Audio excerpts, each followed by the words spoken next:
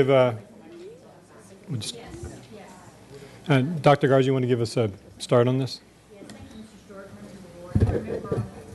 You remember about a year ago, we were talking about the CIP, and many of you said, you know, we don't have enough conversations about the CIP. And I think someone on this board compared it to the budget development and how we have session after session after session on budget development and just kind of limited conversations around the CIP. Do you remember that? Okay, so we knew that we needed to capture, it's so complex, and in fact we had a work session sometime this summer, and it seemed like we had too much to capture at one session, so Jeff and his team, Kevin and others volunteered and said, let's meet with individual magisterial district board members, and let's see if we can capture kind of the issues that we think exist right now, and then use that in moving forward in developing a long-range look at our CIP. So today will be a couple of different things. Number one, it'll be providing you a synopsis of the information gathered from each of the individual board members that were here, meetings with magisterial board members. And certainly today, if we did not capture something that you thought was an important point, you know, please make sure that we capture that at some point. This is just the first conversation. We have yet another one scheduled in December, another work session in December. From that point forward, we'll see where we are. It's likely we'll have to have some additional work over the coming months. So number one is capturing the major issues. It's how do we develop kind of short-term strategy and versus long-term view or long-term strategy around the CIP, and we'll start having that conversation today. We also wanted you to be aware at FPAC, we're active participants in each of these meetings. Very grateful that they committed and they were there at every one of them. I think we had at least 2 members at every meeting we had with magisterial districts members. So we appreciate their participation. I think some of our strategy and some of the conversation that we will be having today and into the future is very much in line with what they've recommended. And that is looking at boundary changes, utilizing existing capacity, which you'll remember has been in many of their reports, and then also a priority around expanding capacity of schools versus building new schools. I think you'll see that consistent with some of what the staff will be recommending here shortly.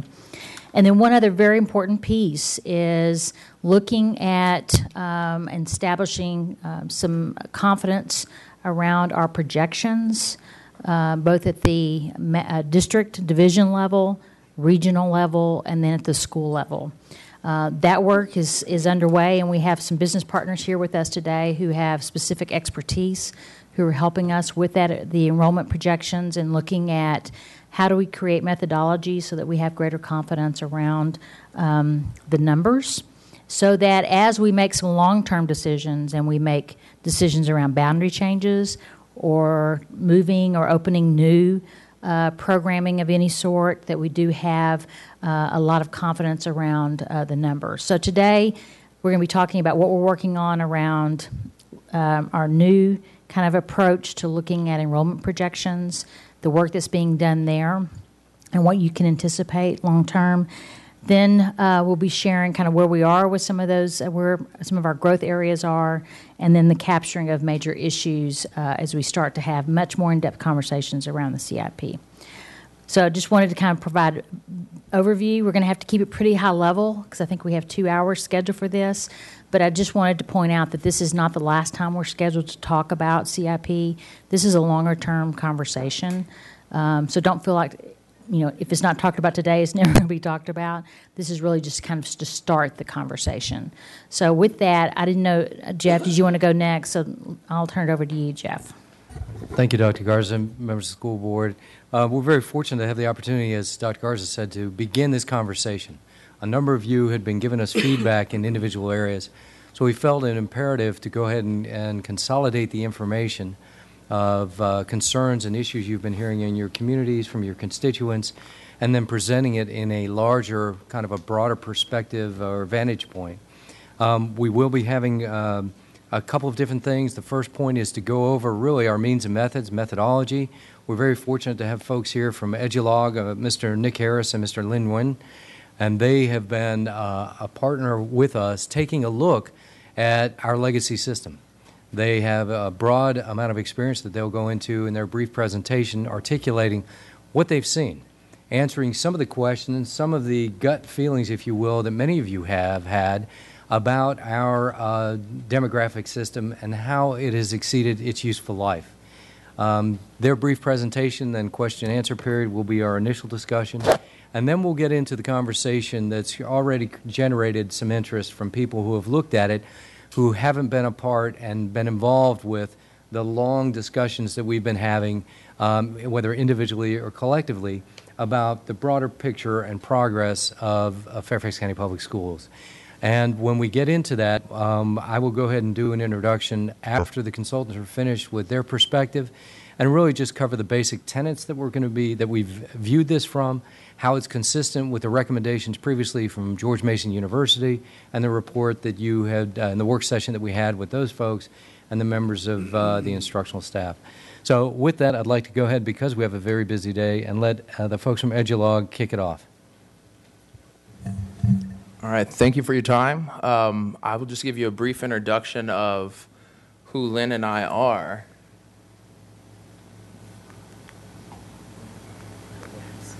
There we go. Maybe. All right, so Lynn and I represent a company called Education Logistics. We specialize in going through and developing software for both school district operations and transportation. The district has been around since 1979, or the company's been around since 1979, and we both have been fairly new to the company, but have been working with this type of information for a while. Lynn actually has his master's from MIT and has kind of taken over the role as the CTO for our company, and been moving around, working on a lot of the development on the back-end software and methodology and kind of the math behind what's happening in our software and our system.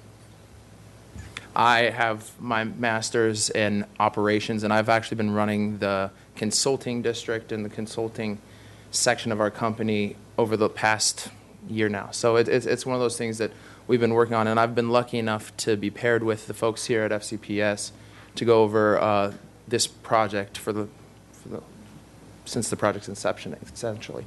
Some of the projects we've done in the past that might show a little bit of a relevance to what we're working on or talking to right now are the ones I've listed below. Clayton County Public Schools in Georgia is a piece that's very similar to some of the pieces that are going on over here, where they were experiencing some areas of very high growth and some areas of rapid decline. And what they were focused with was actually going through, and they had lost their accreditation. So they had to move and make some drastic changes as far as how do I go about making these schools balance, these zones balance. How do I transfer this message to my constituency back in the public so everybody's on the same level playing field with information. Another area and district we've worked with here that you may be more intelligent about is the Alexandria, Virginia. We've been in charge of working with them. In 2003, we actually went through and built boundaries, constructed enrollment projections, and actually helped them decide where boundary changes should take place within that district. So that's a little closer to home for you folks. But this is something that we have been able to thankfully work with and had the opportunity to work with a lot of different districts throughout the country and throughout North America in general. So that's just a little background on our company. All right, so the project in general is something that's been very interesting for us. It's a combination project where we were brought in less as a consultant and more as a partner with FCPS to come through and actually look at the current methodology and develop a best practice to these systems. What's what do you folks do really well? What have we seen be very efficient and very productive in the marketplace? And how can we bring those together to kind of merge into another system? And that's kind of where the project got its start, and kind of where we see the project continuing on moving forward. A lot of these pieces are, as you'll see, some of the points up there are just some of the pieces that we really want to make a point in touching on, which are recommendations for methodology improvement moving forward. I'll let my colleague talk about some of the methodology in place and also how we see that methodology changing moving forward. But also some of the other things, just transparent reporting, so you folks have a better opportunity to not only make your decisions, but also move forward with the best policy in place. A couple other things that we're looking at are helping you improve the accuracy year in and year out for those projections, so you do have better tools to help plan with everything else moving forward. So on that note, I will turn it over and let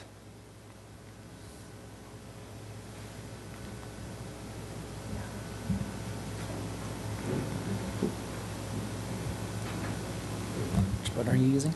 Do I need to use this one right here. All right. That's fine. We'll leave that up. Hello? All right. I guess I'd like to start off by giving you guys a brief overview of the existing methodology at Fairfax, so we're sort of on that same page. And then I'll move on to sort of talking about some of the limitations and issues we see, and then we can, from there, talk about some of the recommendations we have for you guys as to how we can move forward. So the most important thing about Fairfax methodology is it is based on cohort survival. And it's a pretty simple idea where you look at your different grade levels at each school and you sort of move them up based on the historical trends. And this is something we actually see very often at other districts. Its advantages are that it's really easy to calculate and to employ, but that does come with some disadvantages, which I'll address later. But the important thing to realize right now is that the entire Fairfax methodology is based on cohort survival. And a key idea to that is taking, like I said, moving one grade from one level to the next. So you can apply that for most grades, but what you'll realize is that when you're dealing with kindergarten, there is no previous grade to pull from. So what Fairfax has come up with, and what we've seen elsewhere at other districts as well, is the use of birth data 5 years prior to that kindergarten enrollment and using that data to predict it. So the idea is that within, say, the school boundary, if you look at how many children were born in that area 5 years ago, you can sort of use that as an indication of how many kindergartners you can expect in a particular school year. So that's how you sort of bootstrap the whole process and get that initial grade. And then after that, you sort of just move everything through by looking at historical trends. You guys do a little bit of use with housing data as well. And especially what you have at the moment is a process that looks at sort of bucks in the trend of housing. So if you've got steady growth in housing, you don't really care too much about it. But if you see a sudden surge or sudden decrease, but some sort of behavior that's out of the norm, out of the ordinary, you know that's going to not be represented by the cohort survival strategy. So you try to sort of incorporate that as well. And that's actually the start of a very good. That's going in the right direction, but what we'll actually recommend is that we take that actually a little bit further. And middle school and high school entry is sort of interesting. Fairfax is sort of unique in that there is so much movement within the district among your students. You can't just take students from, say, an elementary school or a set of elementary schools and say they're just going to move on to middle school. Same thing from middle school to high school. So a particular problem that you guys are faced with, which isn't so acute elsewhere, is trying to predict the entry grade numbers for middle school and high school. So you also have some specialized processes in place to handle that. So, and that's something that you've been developing over the last couple of years too, and I don't think we've been able actually to see that in play quite yet. But that is a problem that we're trying to address right now. But for the most part, I would say that what we see here is pretty typical of what we see at other districts as well. Cohort methodology enjoys a lot of use throughout the nation, mostly because it's really convenient and really easy to use. I think it's sort of daunting when you look at your historical data and you're like, what are all these different factors that are in play here? How do we incorporate that in our projections? Cohort survival is a very convenient way to sort of take all of that and wrap it in a single number and then use that to propagate it forward. Let's see. So let me actually go separate topic just a little bit and talk about what we see here that is unique. What's really struck us as special is the quality of the data that you have available. Not all of this data is being used right now, and I think this is going to sort of set us up for some of the recommendations we're going to make, but this is something that's really unique to Fairfax. The housing data is very, very accurate, and I'm not sure if it's actually FCPS in general or just Fairfax County. The same goes for the birth data that we get to use for projecting kindergarten. When we go to a lot of other districts, we'll see a lot of birth numbers possibly aggregated to zip code, possibly to school, but not address matched like it is here. So you actually know where each birth mother is, and you can use that to really sort of go down to a very low level and use that to predict kindergarten. You also have some very impressive GIS data when it comes to your planning areas. So far, we've only really been working with your school level data, but we do know that. Thank you. We do know that you do have very accurate and very detailed planning area data available, and that's something we're really looking forward to leveraging as well. And finally, I think what's probably most impressive is just sort of the import you put on enrollment projections yourself and the sort of resources you put into it. Our experience generally is that school districts want to wash their hands of the entire process and sort of outsource it to consultants or something else so that they don't have to deal with it. So it was sort of interesting to see how much you insisted on doing all of it yourselves and how many resources you were willing to put to that. All right, so that's sort of like a brief introduction to what exists at Fairfax today, and I would like to talk about some of the limitations we see. And unfortunately, it all boils down again to the use of the cohort survival method. On the one hand, we want to use cohort survival because it's very easy to look at the historical data, calculate those ratios, and just apply them forward. But the problem with cohort survival is that it is basically dependent on historical data. It just takes trends that you see historically and pushes them forward. So in a sense, cohort survival works very well in a very specific circumstance, which is where your trends generally aren't changing. So if, for example, you have a school and it's increasing every year by, say, like 1 or 2%, you can always project that, but as soon as that changes, you're going to miss that for the first couple years before that data has had a chance to become historical and address the cohort ratios. So what we expect is that if you do run into any problems, yes? Since you're talking so greatly, could you just once again define cohort survival for me so I understand it explicitly? Thank you. So the idea behind cohort survival, say if we're looking at first grade and we want to figure out how many second graders there are going to be, you look at a school and you say, okay, historically there are X number of first graders, and generally a certain fraction of those move up. If you have an increase, you might say that generally it's maybe 102%, so that's an increase of 2%.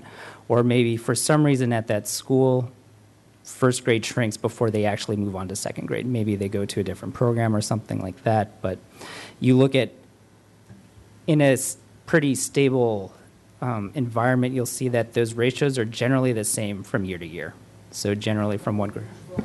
So basically, it's the great name is their children in second grade, and the survival are the ones that move on to third grade with the percentage and ratio that are articulated. But when we say cohort survival, it's kind of an interesting term used when we're talking about our students and those that will age up into the next grade and not move out because of family, employment, military, or otherwise.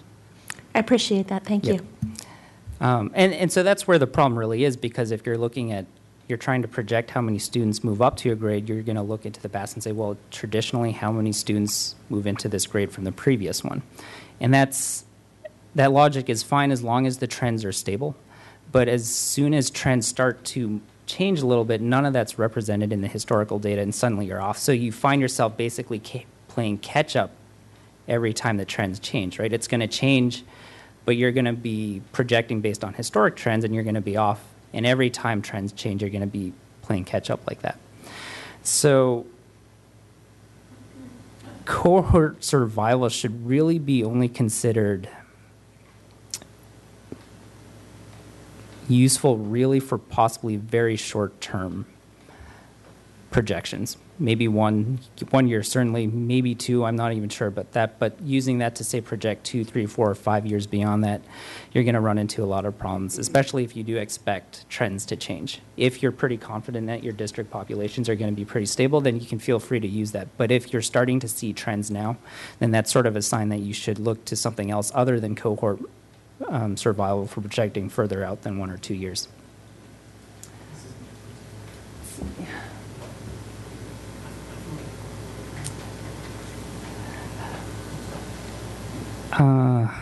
Where do I want to go from here? And just a reminder, we're not expecting this to take more than 15 to 20 minutes. That's what I was told when we were started. So Okay. there are a lot of other points, but I think that was the most important point to get through, is that the cohort survival, you guys have sort of selected it because it's easy to apply, but it does have its limitations, and you're going to really start seeing that as you try to project further and further out. So I think one of the biggest recommendations in terms of changes to methodology is to break out the short-term and long-term projection process. You can continue to use cohort projection for maybe your first year or second year projections, but to project 3, 4, or 5 years out, we should really develop something new and look towards other sources of data that help us predict these changes in trends. So let me throw out an example there. So I believe right now you're seeing, historically, I guess for the last couple of years, you see some pretty rapid growth, but it's subtly slowing down right now. And the question we should really be asking is, what sources of data are out there that we could look at that would have helped us predict sort of this flattening out in growth? And I think one of the obvious candidates is housing data and housing sales. You do have a lot of buildings going up, you do have a lot of housing sales, but those don't equate to a surge in population right away. I think it takes some time for families to move in, and then maybe 1, 2 years later, you might see the effects of changes in housing feed into the school as well. So what we wonder, for example, is if we look at housing data, say back 2 or 3 years, if you could already see this flattening out in sales and in building, and somehow have used that to predict that this trend was going to change. So it really boils down to, how do we predict changes in trend? And that's a really hard question, but the only way to really do that is to sort of step away from the school enrollment numbers themselves and look at other data as well that will help you try to predict those.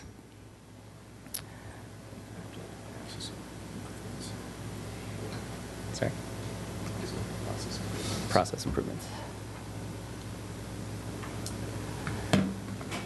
Okay, so that's about methodology, but I'll be here to answer questions if you have questions about that. But something else we wanted to touch on as well is just the general enrollment projection process. Right now, the planning department only has a couple weeks out of the year to work with a complete set of data to produce the projections for you. And they need a lot of help to make the most of that time. If it's possible to give them more time, that's fine, but that requires a lot of reorganization and changing of other deadlines, and that might not be so feasible. But what we would really like to make sure is that they spend all the time they have available doing projections. A lot of the time they spend now is actually in scrubbing data, sanitizing it to get it ready for projections, and unfortunately what ends up happening is that they barely have enough time each year to do a single set. So they have to pick a methodology, do it, and provide those numbers. And what we really suggest is somehow helping them become a little bit more efficient, either giving them more time or allowing them to generate projections faster. And that's where we think software is really going to come in. So a lot of these steps can be automated. And I think you'll always have sort of your main projections, but what you really want to do is to go through a lot of different scenarios, a lot of different potential methodologies, and basically just explore the data as thoroughly as you can and spend less time sort of just massaging it so that it's ready for use. I believe we actually have gone 15 minutes, so let's make sure that we get all the very important high-level points.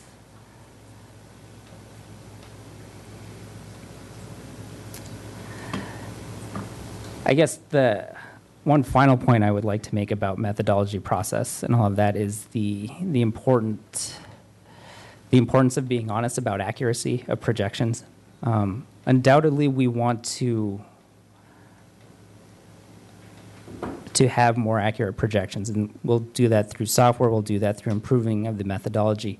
But I think at the same time, it's also important to calculate, especially as we go out further into the horizon, what the variance is and how much variance we can expect the further we go out.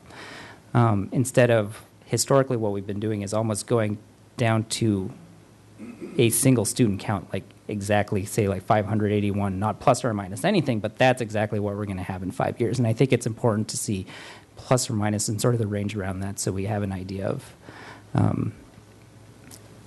how much change we can expect. And that all sort of plays into looking at all the different methodologies and doing a lot of the different scenarios to sort of calculate your highs and lows and then ultimately what you want to deliver as well.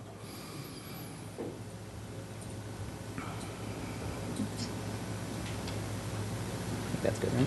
Yep. For board members, let me just mention a couple things because I don't know if it wasn't clear to me, at least when we were preparing for this.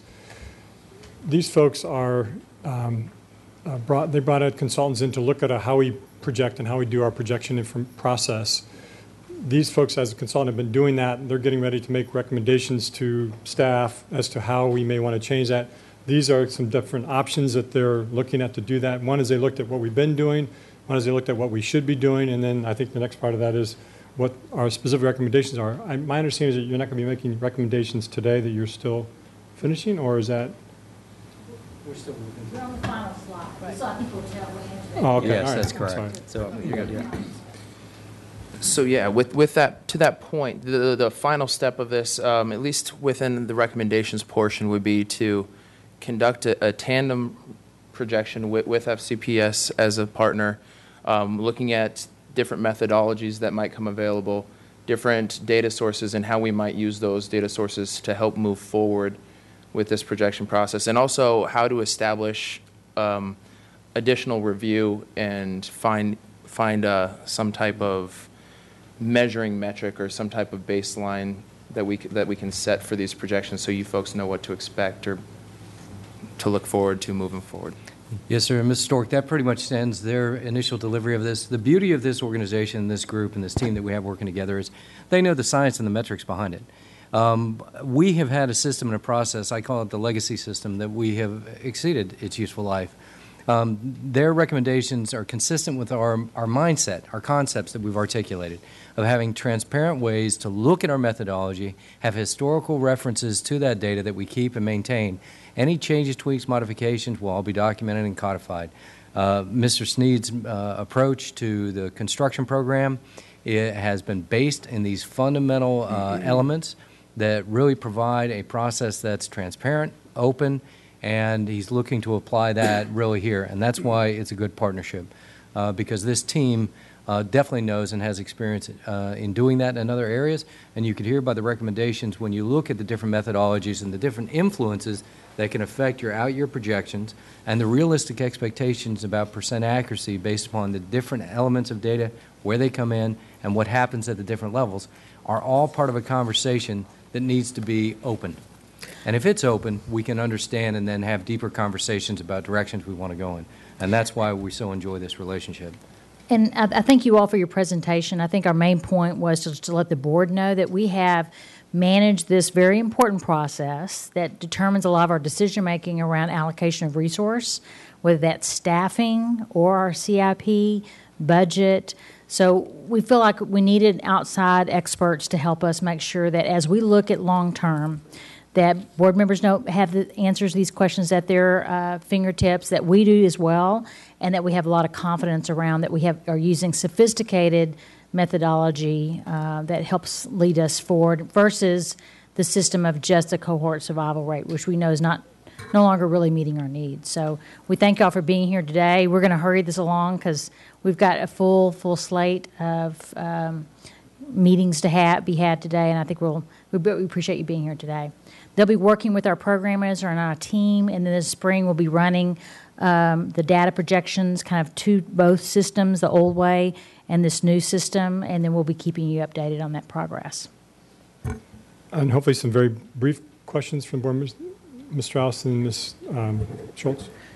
Just very brief, and I'm pleased that we're doing this because clearly there's a tremendous amount of money and educational delivery of services that's impacted by this.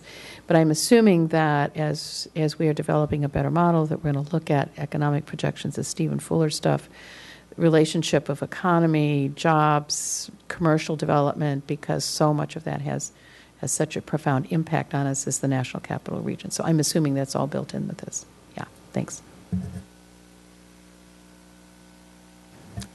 So, yes, I think a better way to put it is it's the factors that affect enrollment projection are always changing. So I think certainly now you see a lot of that.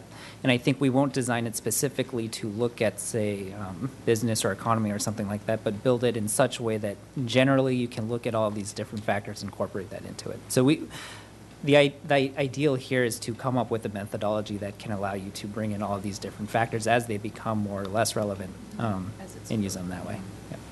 Yeah. Ms. Schultz? Favorite topic. Just quickly, one, to acknowledge, I know, Mr. Plattenberg, you've kind of been a part of this, as have you, Dr. Garza, but Kevin Sneed, you and I have been on a journey together on this, so I'm profoundly pleased to see that we're here. I'm just wondering if you could just speak, and I saw like a little tiny bit of hint of it, about the granularity of data at a school level, because that has been my personal bugaboo, is that at a division level it's one thing, or even at a magisterial district it's something, but none of that matters. What matters to any individual school is, do they have 92 more children this fall than were expected, and now that puts the pressures on facilities and transportation and books and desks and teachers and IAs and the like. And so it is that granularity at a school level that I'm just wondering if you could just talk about what may be in the offing for what you guys are going to do. So I think ultimately we will have a deliverable at the school level, but even at the school level, we see that it's aggregating a lot of different factors into it. So we actually like to go down to an even lower level and building up from the planning area. And that's sort of what we alluded to before about your grade planning area data that's not really being leveraged right now. And we think that geographically it captures the trends more accurately. We'll start from that. Ms. Schultz, you all set? Okay. Mr. Velkoff and then Ms. Reed. And please make your questions known. Right. I took a software estimation course in which the instructor said never make an estimate without giving a margin of error. And I think what I heard here was that we're going to see margins of error. So my question is, how will having that margin of error affect the decision making, right? So if you have a bell graph that's very steep as opposed to one that's kind of flat, how is that operationally going to help people do things differently? I think one of the biggest contributions is it's going to allow you to sort of detect the noise that you see in your population changes, right? So if we can sort of, hello, okay, if we can, if you have very wildly fluctuating enrollment data, for some reason trends are changing all over the place, then the margin of error is going to be large to reflect that, and you know that it's not as reliable. But if you find that historically things have sort of settled down for the last couple of years and your trends are much more stable, then you'll still get the projection, but your margin of error will be much more narrow. And that helps you sort of, basically it's a measure of confidence in the enrollment projection. I think ideally we want 100% accuracy and 100% confidence in our projections, but that's rarely going to be the case. So it's important to know how confident we actually are in that so that when you do make decisions based on that, you can factor that in. Ms. Reed? Thank you. One of the trends that we're seeing is a number of families renting in one apartment complex. So I just wonder if that's something that you can somehow address or approximate. You mentioned home sales, but I wondered in this particular case, since we're seeing this, is that something that you could figure out how to address? Yes, we do have sort of a catch-all method that deals with basically impulses that weren't designed into the methodology to begin with. Basically, it's just the ability to say that, ignoring that factor, this is sort of what we predict, but then to have the ability to basically bump or drop numbers accordingly, depending on unforeseen factors. So, and that's especially useful for things that just happen once and will never again. I believe a big one last time was sort of the move to full-day kindergarten, so program changes like that. You do have a lot of things that will happen once and never again, and you need some way to incorporate that into the method, the projection. So we do have that as well. Anybody else? Ms. McLaughlin? So real quick, I know I had an opportunity to look at some data that Ms. Schultz had run on one of our prior boundary changes, the southwest boundary change. And so I'm just wondering, in the consulting work you're doing, where you can look back at it, this snapshot in time, where we were doing that back in, I think it was 2009, 10 timeframe. And now, here we are, where we actually know the numbers, right? So I was a history major in college, and the knowledge that you can kind of go back and armchair quarterback and say, we projected this, we ended up with this. So is part of your analysis that you're actually being able to use our work from the past? Is that what I'm hearing you say, where you can look at it and understand how at the time we were as a system obviously doing the best we could with what we understood, but in order to not repeat history, it's being able to identify exactly where those lapses were in the projection so that what we do going forward will be more accurate?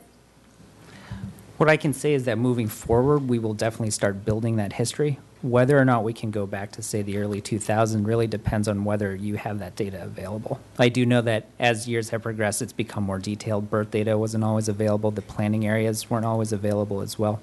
So whether or not we can do that really depends on whether you actually still have the data. If you do, then yes. But we haven't actually gone that far back with you guys yet to look at that. Mr. Sneed, what do you know what I'm talking about? So is that something that we would have that might help them to, or is it just everybody's deciding to just wipe the slate clean and not really worry about? No, I wouldn't wipe the slate clean. I've actually started to rebuild similar charts that I provided today that compared enrollment and projections. I've gone back a few years when I had some moments and I wasn't preparing this report to take a look. So I intended to go back a few more years to see. I'd be happy to take a look at that. And in fact, we spoke earlier about what type of historical information would you include and how would you use it and how far back do you go before the trends are not applicable anymore. But I'm happy to do it, yeah. Well, yeah, because I'm thinking that's really only a trend from 4 years ago. Correct. So, but we're pretty off from the numbers that I understood. The whole idea about continuing forward, as we mentioned, is to build so that we can have those look-backs much more better, much more effectively, and tracking, and using that to inform our processes in the future. Well, I just want to say I'm really very excited and want to echo the remarks my colleagues have shared. This is wonderful. Dr. Garza, to you, and to Mr. Plattenberg, your team, this is just what we need to be doing. Thank you. I have just one question. The, in essence, with the cost benefit of this and the assurance, I mean, we've been doing this process, the process we have been doing for some time, and we know there's some issues with the maybe reliability or the confidence level we have in it.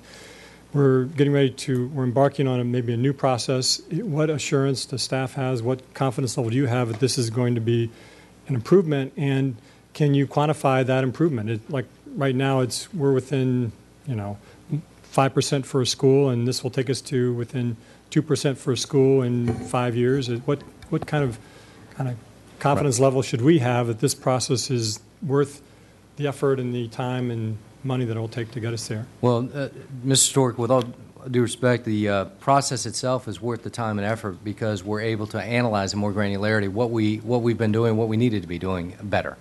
We'll be able to better articulate, as we've talked about collectively, the improvement, the progressive improvement of the CIP document, to communicate in a more transparent way with our constituencies.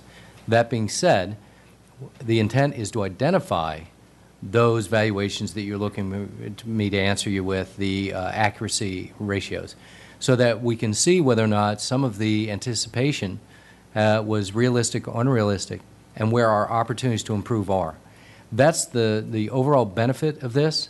I wish that I could give you an exact percentage right now, but that would be a fool's chase for me to do so. But identifying each of these components and clearly identifying what would be within the realm of tolerance, I think certainly is going to be of incredible benefit to the district.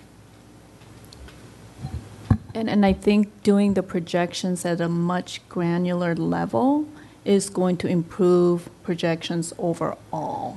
I mean, that's kind of like the work that we're doing going back down to the planning districts. That's even smaller than, much granular than a school level. So as we're working up, your projections are only going to get better as you're working from bottom up, right?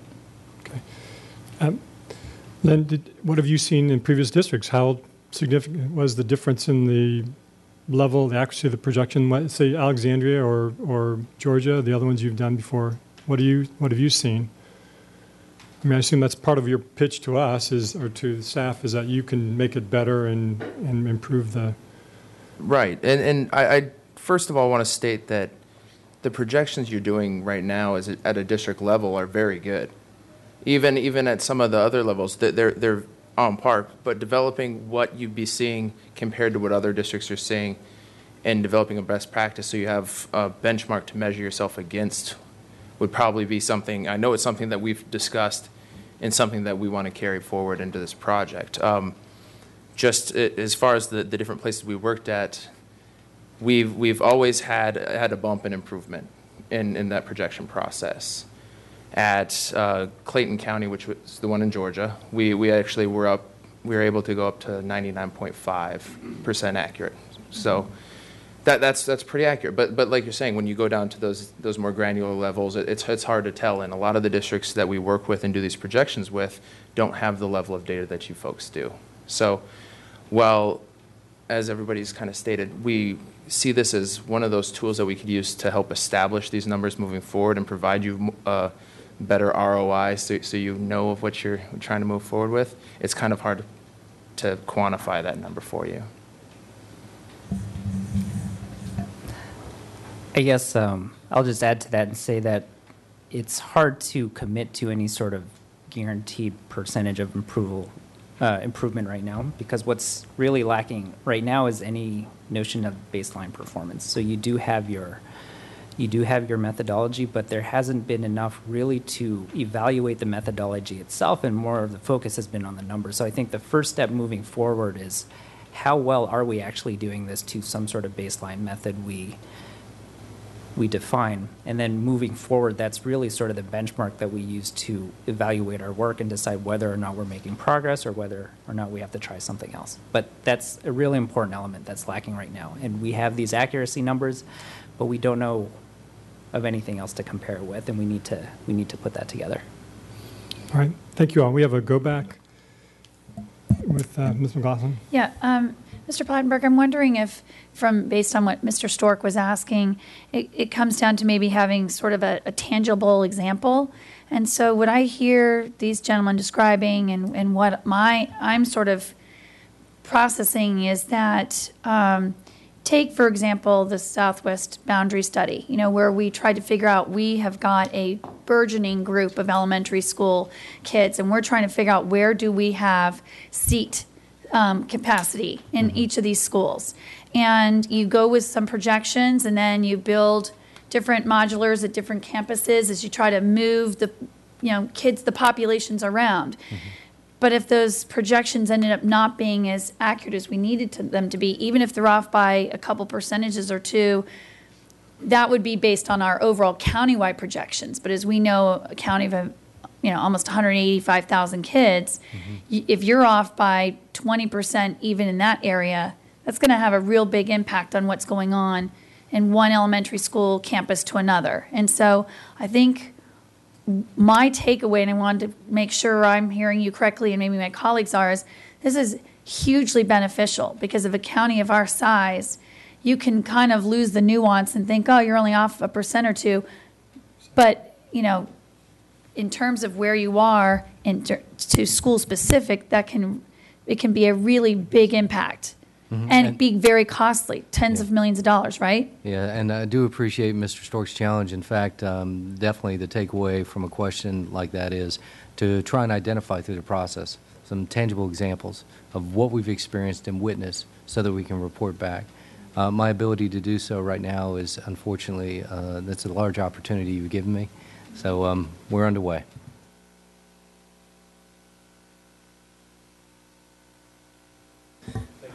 Thank you very much. Mr. Stork, the next phase of this that we'll lead right into is Mr. Sneed's compilation of the vast amount of data that you have in these various attachments. There were 4 basic underguiding principles that we utilized, and that was utilizing the existing projected surplus capacity, programmatic changes were to create or maintain pyramid-wide cohorts, new construction where surplus capacity was not available, and boundary changes to alleviate attendance islands. What you're going to be hearing here in this presentation really is a foreshadowing of the CIP. Keep in mind, it is what we discussed in each of the magisterial district meetings that we did have. It is the compilation of that. It also will show trending data, what is occurring. You heard from our consultants, we are contracting in our growth rather significantly for the 2nd year in a row, and that's telling. The deal is, as you heard about tracking data, we have opportunities now to see if the shift is really happening and potentially identifying why. We will articulate some immediate needs. As you can imagine, with all of the information, we had over 46 individual concerns or questions that came up. A number of them we already had funding for. A number of them were not in the immediacy, as some of the feedback we've been getting from constituents who have read what was posted, concerns about longer view. So it really is that we're going to be talking about the immediate needs. We're also going to provide the framework of improved facilities for the long view efficiencies, and then hopefully have a conversation to guide staff and get concurrence for the direction that we might be moving in to address those immediate needs while we continue to develop the improvement process that you heard articulated by our consultants. Good afternoon, everybody. I'm sure everybody was happy that the Redskins didn't play this weekend, so you had opportunity to read this brief report. Hope everybody read every page of it. So Friday evening, we just put this together. It is not a school-by-school trend, but this is actually elementary schools. This is the growth, and we did it like a heat map. So we have a chart, and if it's blue, that means that particular high school pyramid actually declined in enrollment. If it's light green, it has a little. It's like almost like when you see it on the news with a thunderstorm. Light green means that they've had minimal amount of enrollment increase, and it goes to yellow, then orange to red. So we're going to start out, and this is Miss Megan asked me this question, and this is how far back I started to build the data. So here we have, this is 2000, this is school year 2011. Pardon me? No, this is not in the board docs. Yeah, I'm sorry. I just brought this down a little while ago because we were trying to tweak and make sure everything lined up correctly.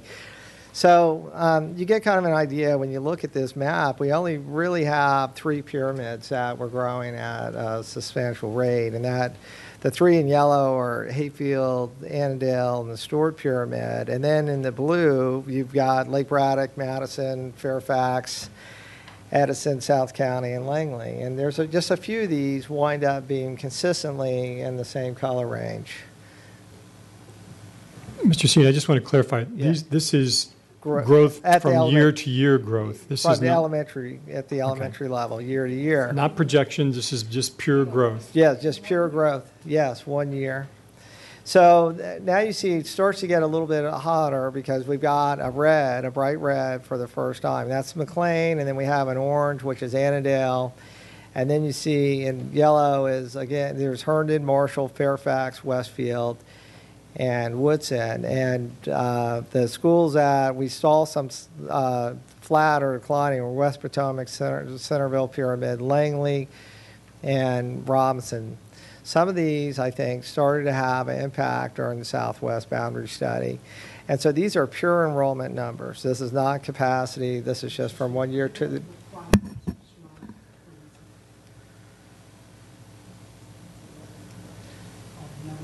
Right. 12, 13. And now you can start to see this is 13, 14, and it looks quite a bit different. And so when Jeff is making references and the report talks about the fact that our elementary schools are not growing as quickly, I think that this is the year that we would look at. So we have, even though there isn't a dark red, you've got Marshall and Woodson in orange, and I'm sure that, and then there's quite a few yellows. You've got Annandale, West Potomac, Edison, Mount Vernon, Lee, Chantilly, Herndon, and Lake Braddock. There are a significant number of blues, but the decline wasn't great. The biggest decline was at Fairfax and Centerville, but McLean's in there, Langley, Hayfield. So then here's this year's growth. You can see, again, there's only two yellows. That's Hayfield and Marshall. One of the reasons I'm certain that the Marshall Pyramid saw an increase is we're moving the AP kids out of McLean into Marshall. But a significant number of blues, again, there's Lake Braddock, South Lake, surprisingly, McLean declined, which we did not expect, Edison, Fairfax, South County, Langley, and even though Stewart was, and Stewart had minimal growth, and we've been seeing a lot of growth, but the Stewart Pyramid. So what I did is over the 4 years, we actually did a cumulative total here, and this is over 4 years. So obviously the numbers are going to be greater because we're looking at school year 11, 12 to school year 14, 15. But there's 4 pyramids that had the highest growth. Marshall, we're not surprised. We've seen a significant amount of growth there. This is at the elementary level. Annandale, Woodson, I suppose, is associated with the boundary study. And Herndon, which we've seen quite a bit of growth. And then in orange, you've got Chantilly, McLean, Lee, Mount Vernon, Westfield, and West Potomac. Over the 4 years, and this surprised me a little bit, that we had actual decline. Centerville was practically flat. It only decreased by 0.8%. But the Robinson Pyramid had a decline of 1.3%. Fairfax, a 1.7%. I think that's associated with the boundary study. And then Langley, this is a trend that we've seen for a significant period of time, of 2.4%. So leading into the discussion of the summary report, that tells us a little bit of the story. Now, I'm sure we can post this, and we're happy to give you guys the data that made this up. But I do think it's beneficial to see when we start to look at trends. And as I said, these are not school by school, but it's an aggregate of the schools within a particular pyramid. So, anyhow, as we were discussing, when we put this report together, we met with everybody, there was a couple things that we thought about. The first is because we had originally met with Mr. Stork, and we were coupling changes to programs and boundaries with existing capital projects. So when we are trying to solve capacity issues with these particular recommendations, Acknowledging the fact that we have a limited amount of capital funding, we wanted to conjoin any type of programmatic or boundary shift with an existing capital project. It was simply based on funding. At this point, and in fact, at the CIP next month, we're not going to propose any changes to the cash flow. We haven't for a couple of years. We have capacity already built in all of these projects, and the new schools, some that are included in this particular report, are already in the cash flow. So I wanted to make sure that folks understood that we weren't proposing to blow up the CIP or make changes. Another thing to note as we start to review the potential solutions is that we did not anticipate that these things would occur over time, over a short period of time, but over an extended period of time. We understand that some of the ideas would require a significant amount of community input, and many of them may never be able to come to pass, but it was our best thought in trying to save as much money as we could and be efficient and expeditious. So going back again to our particular enrollment, it was quite surprising to see that our elementary schools were so flat. The numbers, I looked at birth rate data this morning, and the first thing that I noticed was our birth to kindergarten ratios were lower this year than they had been in the past. And in fact, in 2011, we had 1,000 less births for that kindergarten class than we did for this kindergarten class.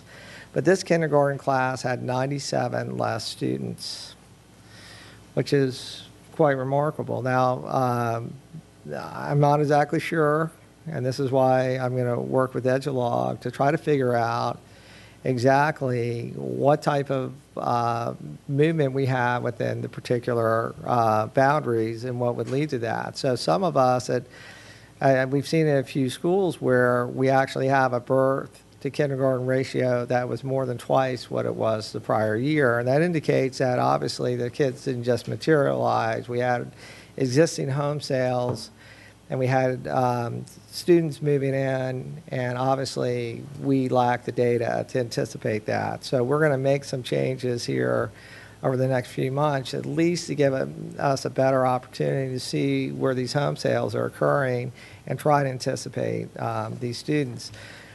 Just as surprising as the lower number of elementary students, we had a significant rise at the high school level. Let me be really clear just a second on this, Yes, ma'am. Kevin, because this is important, and this is why it was important for you all to know that we've hired some experts to help us, because we need to make sure that we can get a handle on these numbers. But we are not showing, we are still growing. Correct. But we're not growing at the pace we projected or anticipated. And I think it's important for the community to understand. So on the chart that you were just looking at there, we've still grown by about over 1,600 students.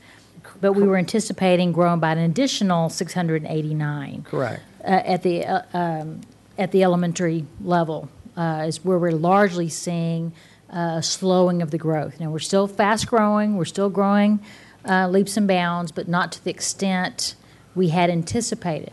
So if in fact that we find that down the road, once we get this company on board and we get all this new software developed and have stronger sense, greater confidence around the numbers, this may affect some of the long-term decisions that we make. If in fact we start to see overall that the growth is starting to slow, so as we look at deployment of those limited resources, that we have strong data to support that. So. Correct. So yes, we are growing, and I'm sure we're going to. It looks like we'll sustain a 1,500 to 2,000 students a year growth at this current rate. We could just have an odd anomaly where the kindergartners dropped off. There's no way for us to know, obviously, until next year. That was the primary area that we were lower. At the high school level, we were 600 students over projections, and as right now, I would be happy to tell you exactly what occurred. Unfortunately, I do not have that data to be able to share with you. I'm expecting it later this month, and then hopefully when we come back and speak about the CIP next month, we'll have a better idea of that growth. But most of us are well aware that at least of some of the schools like Stuart, Herndon, Falls Church, where we had growth that we did not expect. And you heard the folks from Edgelog speak about this. So the ninth grade classes were significantly lower than the eighth grade classes, or the ninth grade classes were larger than the eighth grade classes that were departing the middle school. So something obviously is occurring there, and we'll try to get the data and provide information next month. So, as we indicated, we have some pyramids where we know we have fairly high sustained growth. There are some that have not seen this growth that is new. So, for instance, Herndon has been growing at a consistent rate. Now we have a growth in the Woodson Pyramid, which had been flat for a number of years. Falls Church High School, which had been had for years not hit their projections. I mean, they've consistently been under. This year, and I'm sure that Ms. Evans was delighted, they exceeded their projections by a significant amount. So, so we're seeing that across the board, and as I said, we're not exactly sure. I need a lot more information to be able to tell you guys, and so I'm not trying to be deceitful. It's just that I don't have the information. So, in order to be as efficient as possible, I thought, that we could go ahead and move on to the solution. So, as I indicated, these solutions, we've all, at least from the board members from the magisterial districts, these are all essentially the same solutions that we talked about. There were a number of areas that we looked at, and all of these, if you guys have the chart, they're the ones in yellow. And the reason that we're talking about the ones in yellow is these are really the only solutions that would occur within the next few years. Just to clarify, it starts on page 13 of your attachment A, and the chart you have includes all of the potential solutions. The ones we're going to focus on are the ones that are within 3 years, and those are highlighted in yellow.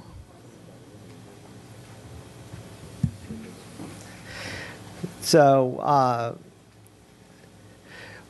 we have some obvious high points that we've discussed for a number of years. I know all of you, I think that almost everybody's here has been on the board for 2 years at least, right? So, yeah, 3 or more. And there's some that, regardless of the situation, I've said, hey, you know what, if we continue to have growth, we're going to come back to you guys. This isn't necessarily about programming, but we can see problems developing in certain schools, and we're going to have to ultimately do something. I think that the most, from my perspective, when we look, is this, I don't even know how to describe it. We've got Kilmer, Cooper, Luther Jackson, and Thoreau. And these schools are unique in a number of ways. Now, all of us know that Cooper probably produces the highest ratio of AAP students of almost any middle school, but those AAP students are both at Longfellow and Kilmer, and we still see sustained growth in the Marshall Pyramid, and it appears that Kilmer is probably going to exceed 1,700 students in the next 4 to 5 years, which is pretty big for a middle school. And they have a significant number of AAP students there. Longfellow, which was just renovated, also receives Cooper students. Now, we weren't proposing. Obviously, I would like to, try to have the kids back at Cooper, but Cooper does show up here in the queue, and in fact, they're slated to be renovated. The number of students leaving Cooper for both Kilmer and Longfellow is somewhere, don't have the precise number, but it's north of 300 students. So in conjunction with that is that Cooper has very low enrollment. They're around a little over 700, which would make them our smallest middle school. So that was one of the things. And I said, said 2 years ago when we talked about AAP that facilities was going to continue to come back because of our concern over the overcrowding at both Longfellow and Kilmer. Along with Longfellow and Kilmer, we have an issue brewing at Luther Jackson. So Falls Church continues. Now we've seen that their enrollment is increasing within the pyramid. And the Thoreau renovation is actually adding seats. So there are some opportunities at Thoreau. They have a local level force, I believe, that they've started. But another concern is the fact that we've got Oakton high school students who are now at Luther Jackson. It may be closer for them if they're at Thoreau. That's one of the things to look at. And it is also maybe plausible to draw down Kilmer a little bit because the Thoreau, Kilmer, and Jackson boundaries all kind of converge together. So I do think that we're going to have provide some capacity relief for both Jackson and Kilmer. Ultimately, as Jackson continues to grow, we can't, we're not advocating bifurcating the Falls Church cohort. So I think they're going to need an addition there at Luther Jackson in the future. There's no question. If they continue to grow, we're going to have to contemplate an addition, and we do. That's one of the options that we looked at. So, without a doubt, those four middle schools require a lot more conversation. I'm not we just offered a couple of high-level solutions. Clearly, we're going to have to talk to the communities and determine what the best solution is for those. So I figured I'd hit the highest parts first. Another set of proposals that we have, and they are linked together. We talked about moving some students from Mosby Woods and moving some students out of Providence from the city of Fairfax, and then moving the city of Fairfax students back into Providence.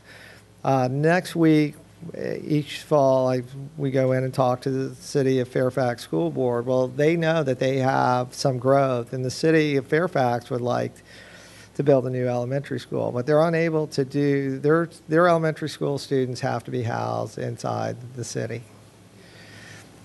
We have Fairfax County students who are taking seats at Providence, so we don't have a lot of options. I'm not saying that this is the best option, but the only way for us to discuss it with their board next week is if these are the conditions that you all have set, we're going to have to move our kids out and you'll have to move your kids back. I'm not advocating that. I'm just saying according to what we're seeing and what we've been told, I don't really see a whole lot of options there.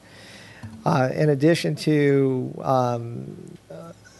those two particular solutions, the other that poses a problem we know is Greenbrier West. I don't know what the best answer for Greenbrier West is.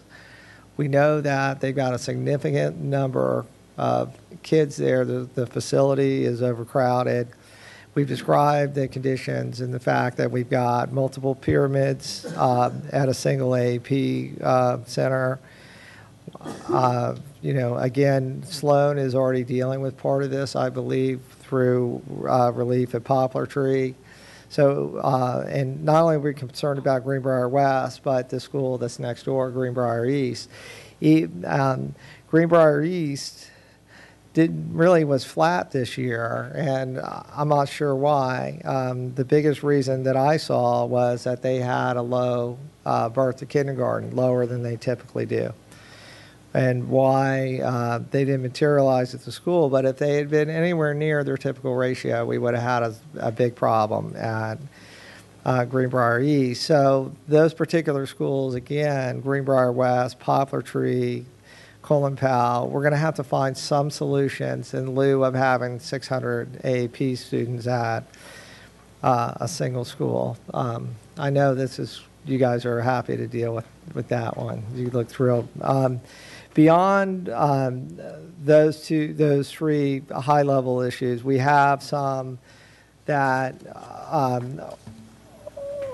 are not quite as urgent, but we were just looking at some growth and contemplated how to best solve these with capacity of facilities that are next door, the lowest cost possible.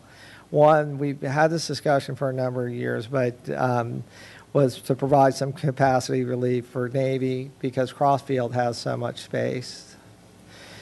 Another, I was going to try to stay away from this one, but I really can't, is Carson Middle School. We did not address in depth the Oakton High School, middle school pattern. I know, Patty, you know how many middle schools the Oakton kids attend? It's 3, right? At least 3. It's probably 4. And but one of the concerns is the fact that Carson continues to grow. We have an adjacent facility in Franklin that has space, and we would like to balance the capacity between those two schools. Dogwood Elementary also, it's continuing to grow, and we're preparing to complete the renovation of Terrace Head and Sunrise Valley. They're going to have space. So we'd like to look at balance and enrollment amongst the schools in Reston. And then finally, I think Glen Forest is one of the other schools that we're very concerned about. There is space in the other schools throughout the Stewart Pyramid, but Glen Forest kind of sits down near, almost in its own little corner. They don't grow large enough. We do have a new school in that area, but we won't have enough students to warrant a new school. When you're talking about 200 kids, you don't really build a new school for 200 kids when you have that many available seats throughout the pyramid. At some point, there will be a new school in the Baileys area. I'm not exactly sure when. Hopefully, I'll have better information once we develop this software. So those are kind of the high-level solutions. And you want me to address yours, or could we go over yours? And we'll talk about your... Yeah, I can if you want. But yeah. So, but let's talk about I've got 7 down in both the Lee Mount Vernon district, and as I said, these projects are all in design, and when we started to discuss these with the board members, we already recognized that we had appropriate capacity built into the renovations. So many of the changes that we're proposing would already conform with what has been designed or the amount of funding that's been allocated.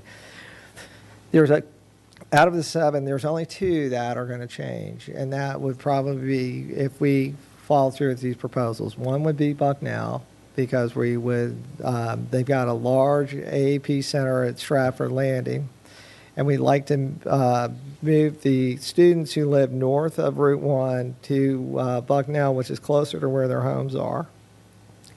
The second aspect, so Bucknell would grow larger, but Stratford Landing would become smaller. So that would entail a little bit of design change, but it would probably be better for the folks in the community at Stratford Landing, as initially we were going to design the school for around 800, and looking at the projections as a 950 student school. Due to the limited land, I'll have to build a second story, which I'm not adverse to doing, but it would look a little bit odd in that particular neighborhood. So we do have some movement in the along that corridor of just the balance enrollment in programs.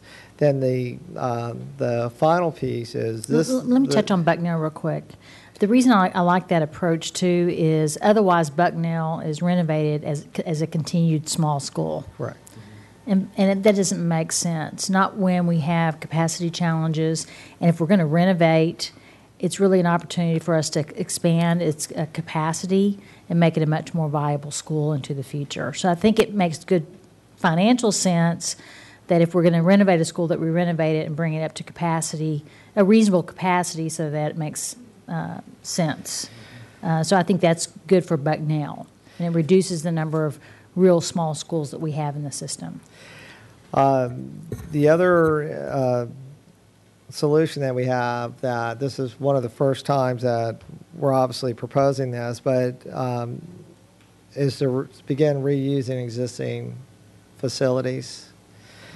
And in fact, every single existing school that is now being used for an admin center or the surplus site, we propose a solution in the future that those would be reopened as schools. The first of these is Virginia Hills. After discussions with both Dan and Tammy, we took a look at Virginia Hills and we thought where it was situated, it would provide a lot of relief. One, Groveton, which we just installed a modular a couple of years ago, continues to see increased enrollment. And we thought, okay, we can pull some kids from Groveton over to Rose Hill, and they would actually move from the West Potomac pyramid to Hayfield, which has room, and West Potomac continues to grow. In addition, we would be able to provide some relief for Rose Hill because the Virginia Hills Center sits right at the edge of the Rose Hill boundary. In addition, we would create a magnet school similar to Bailey's at Virginia Hills. The funding that we would utilize would be the new school funding that was contained in the 2013 bond. We already have the funding in hand. So in lieu of the new school, we would create a magnet school at Virginia Hills. And I think that we've adequately described it in the documents. But that is probably, that's the first of the existing facilities that we're advocating would be brought back online. Obviously, we discussed Lease, Pemmit, Graham Road, Dunn Loring, all of those within the next 10 to 12 years, we think as we continue to grow within the Beltway are going to have to be reutilized as schools. I want to just touch on this again because this is very important. And Mr. Stork, I'd like for you to weigh in, and Ms. Nerdak Kofax. But what is being suggested here is that the school that was originally slated on a piece of property that was located in a high poverty area, large concentration of it, instead to distribute those resources throughout the area to expand capacity of existing facilities, which has been recommended to us by FPAC, obviously, and then to bring online a school that has not been used in some time. So I just wanted to make sure that all the board members kind of caught that would be a shift in what had been previously planned. Correct, Mr. Stork? Which I think, by the way, I support, and I think it's a good strategy for many reasons. That's been the discussion, and one of the caveats I would put to that is that I've had from the beginning, which is I feel it's imperative to go to the community and talk with them about this. But these are the discussions we've had about what are the possibilities that you could create that would be viable and I think best meet the needs of the school and the larger community. Thank you. You make a great point. I should have brought it up myself, and that is we did not want to go out to the community with this as a possibility without having discussed it with the board first. So if, in fact, this at least warrants some serious consideration, we would ask the board to allow us to start that process, but did not want to get out ahead of the board. I just want to add to that. I think both Dr. Garza and Mr. Stork spoke to the overall comments, but I do want to say I think when we talk about bringing a magnet in, we are talking also very specifically about some areas that we do see people not necessarily coming to our schools and going to other schools for programmatic changes, and also the Bailey's magnet, which obviously it is very difficult to get to. It's almost nearly impossible to get to from our area. So there really is no arts magnet. There's the Ruston one, there's the Bailey's one, and from this area. And so in order to bring students on board and attract, that's what we thought that would be good. But again, this is an idea that will go out to the community. This is kind of a brainstorming idea at this point. There'll be other programmatic changes we'll talk about, but we definitely wanted the board to understand and know that this is conversations that we've had, and we want to allow you to think about it as well.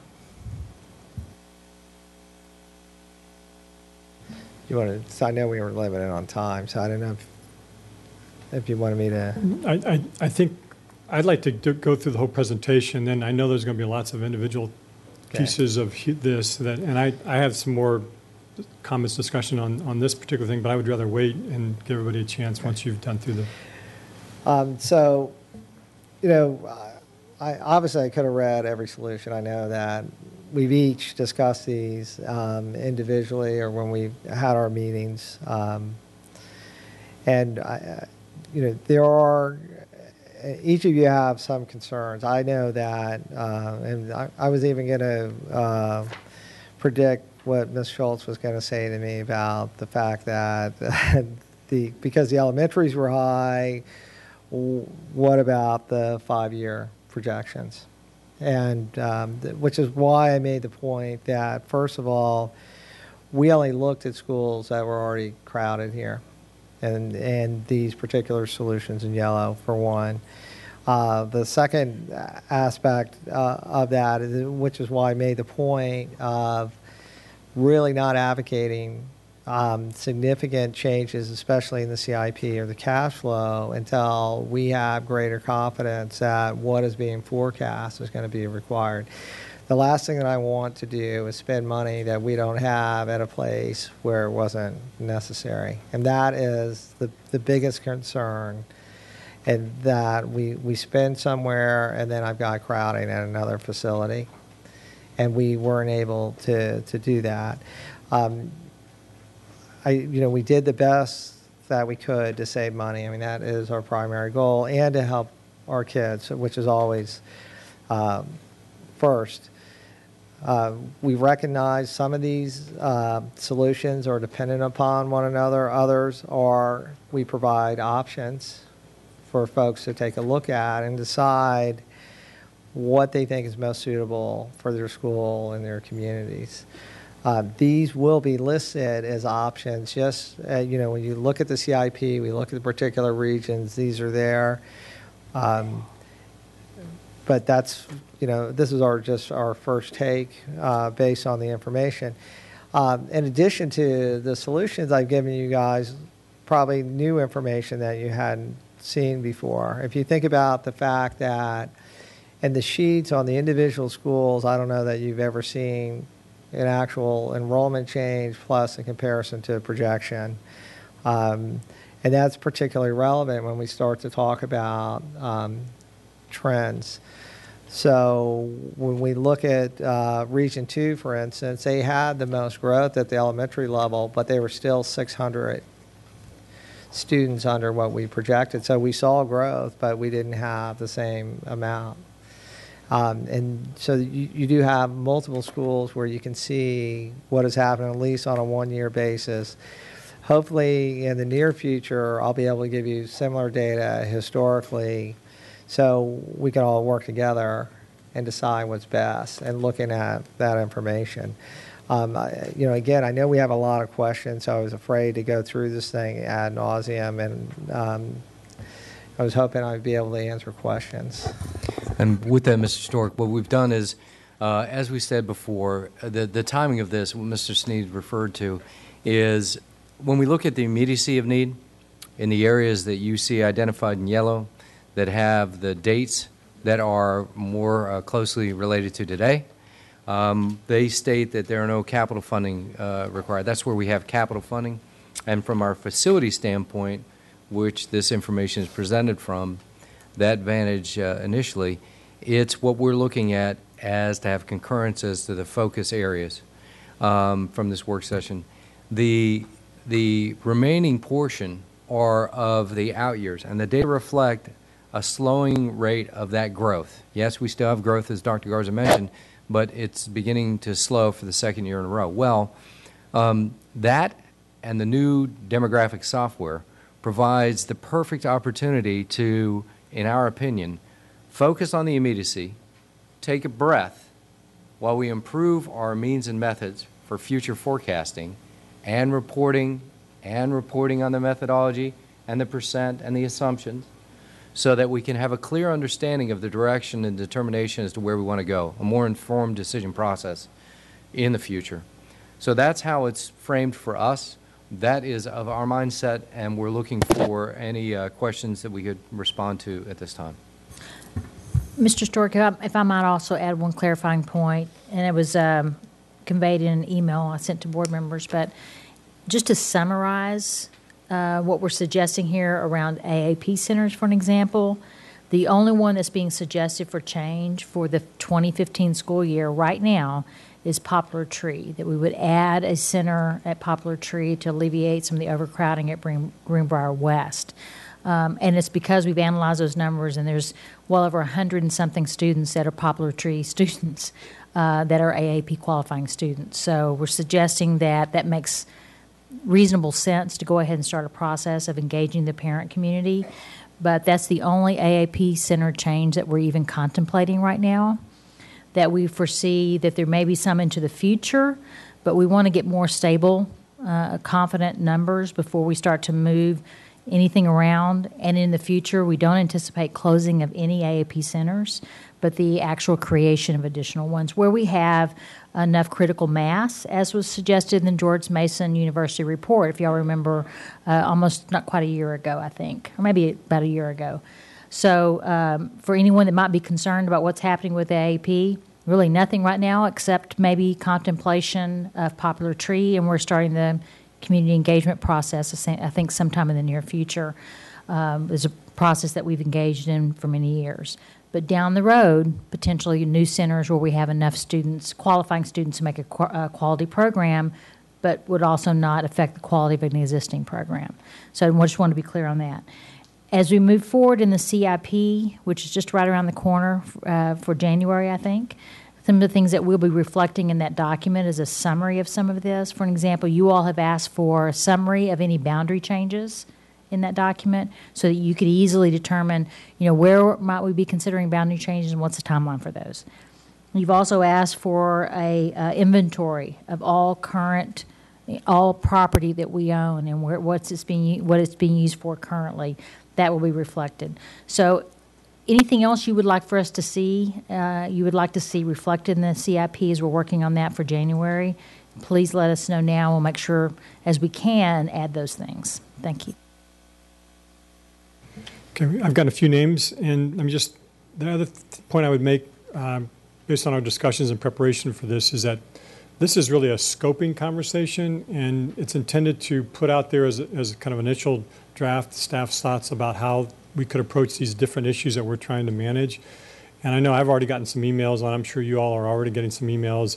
I think the point that we want to make to our constituents is that this is the very, very beginning of a process of how do we address some of the needs that we see out there. So I'm just reiterating what I know has already been said. And the other point that was kind of, I think, clear to Megan and I when we were doing this is there's 4 points in the executive summary that in particular you want to be thinking about and you want to point people to if they're looking at this document. And they're the four bullet points below: concerns, solutions, and outcomes.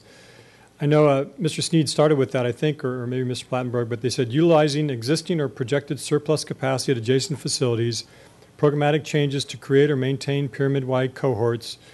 3 was new construction where surplus capacity was not available, and 4 was boundary changes to alleviate attendance islands. Again, this is what they're looking. This is the general buy-in that they're looking for from us. They took those basic components and those kind of ideas or theories, whatever, and they've incorporated that with what they have presented to us today. And they're looking for the board in general to say, are these 4 items what we want them to be focused on, or do we want them to focus on the first 3 and not the 4th one? Or again, they're looking for some broad-based, 20,000-foot level feedback from us. And maybe in a couple areas where the yellow was, they're looking for more specific, yes, we do want to try to move forward with those yellow items, or at least go forward with at least having community dialogues about those yellow items. So that was my take from the conversation, and I see head nods, so it looks like where we're at. So I've got Ms. Smith, Ms. Evans, and then Ms. Strauss. Thank you. The part that I see that's complicated about some of this is how tied in certain things are. So I just want to reference the middle school AAP discussion pieces. So they're mentioned in different areas: Franklin to relieve Carson, Lanier to relieve Rocky Run, and then Stone. And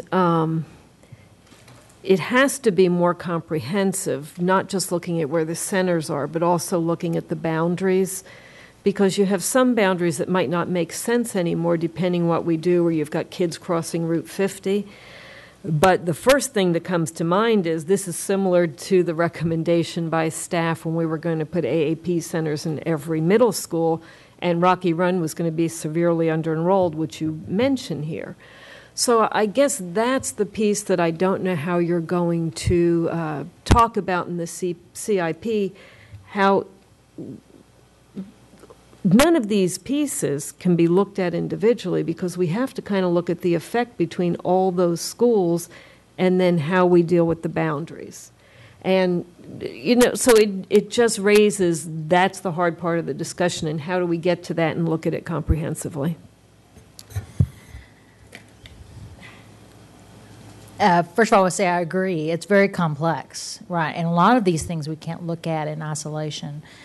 But I think the point to this was to capture these issues. I don't think we intend to make a recommendation to change any of this for you all in the near future. And I think those are kind of out-year issues we're going to have to contend with. And again, we've got to have great degree of confidence around our numbers, because we want to make the changes. Any change we make will be difficult. We want to make sure that it's backed up with really strong numbers. But your point's a good one. Yeah, and I guess the point I'm trying to make is not looking for an individual recommendation, but some kind of notice that this has to be looked at comprehensively and not in isolation. Right. That's why, I really think that the Oakton middle school situation ties directly into this, because we've got Oakton kids at Carson. I don't know if we still have a few at Franklin. I mean, they're kind of spread out, but they're in these schools that has a significant effect. And I agree. That's probably, of all the boundary changes that I see out there, would be these middle schools. When you link in Rocky Run, Lanier, Stone, Franklin, I'll do it. I'll probably, right after I retire, would be the perfect time to do that one. So.